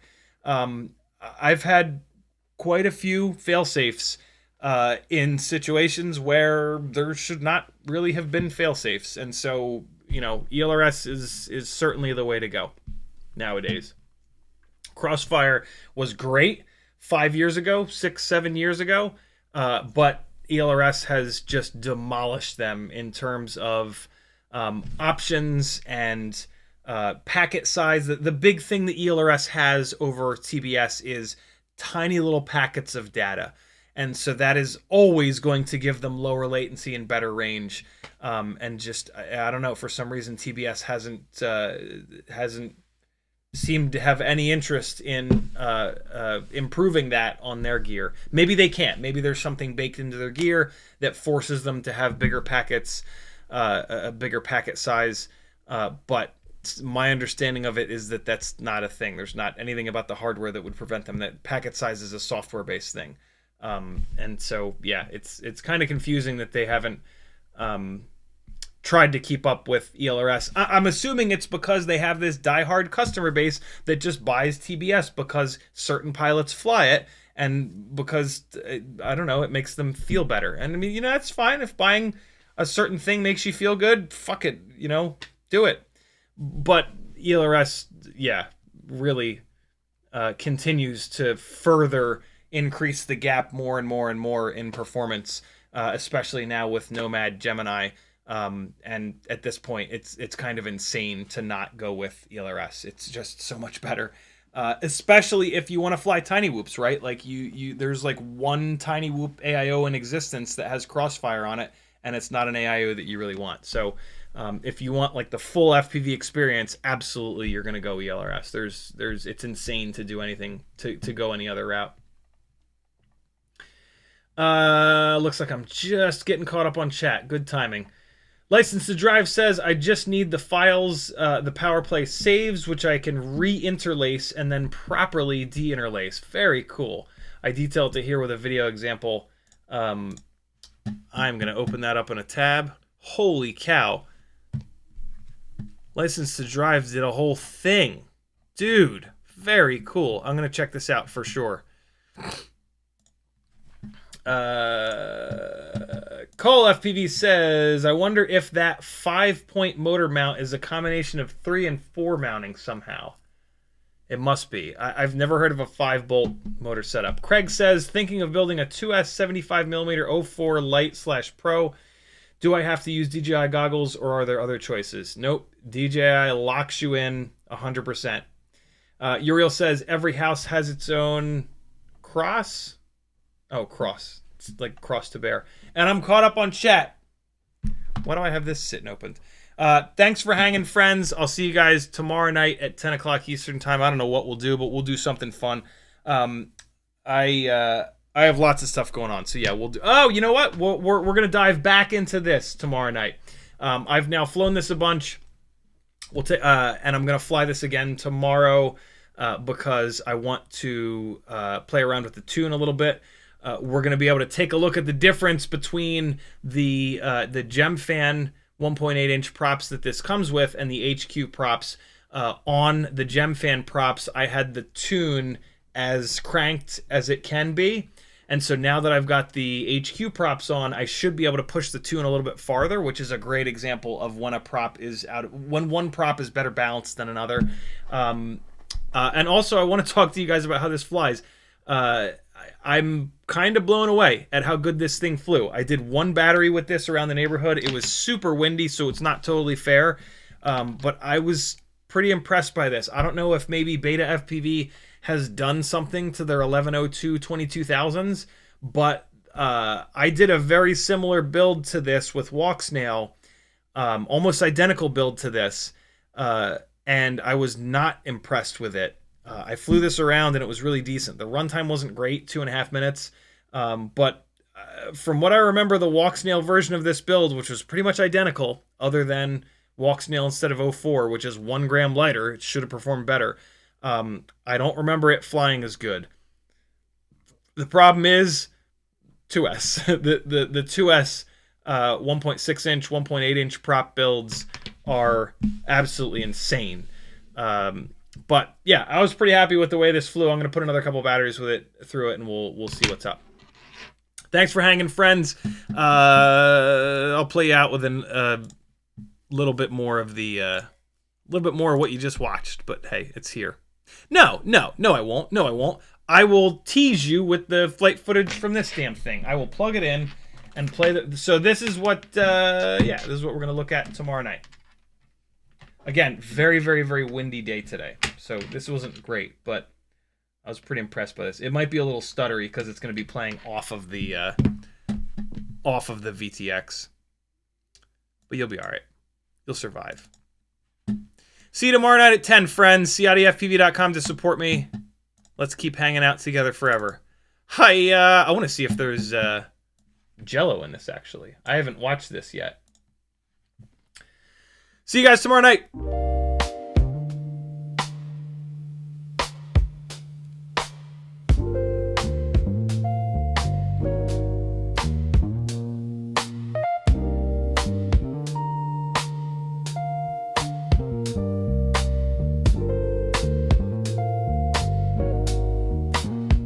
Yeah. Out in the yard where the grass grows wild, CiottiFPV's goggles locked, grinning like a child. Teddy Spaghetti's fur flies and jet wash dreams. Yeah. Chasing small whoops like a dog possessed fiend. Eyes on a neon blur, hard in the chase. Big fuzz and prop spin all tangled in place. Yeah. Four-legged rebel with a rotor stir tail in the circus of the sky. They never fail. CiottiFPV, Teddy Spaghetti, dynamic duo kings, barking at the breeze, throttling at top speed, they zooming through hoops, flipping in style. That schnauzer's got throttle and a toothy smile.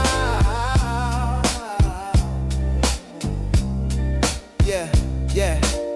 Ciotti's on sticks, Teddy's on paws. Side by side, legends breaking all the laws.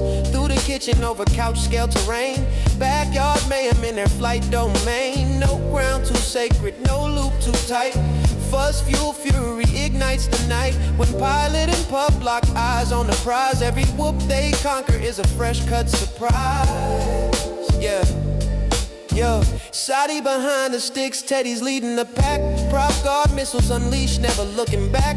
No leash, no map, just freestyle mic. They on the dog drone streets every day and night. Said whoops, hitting low, gotta nail the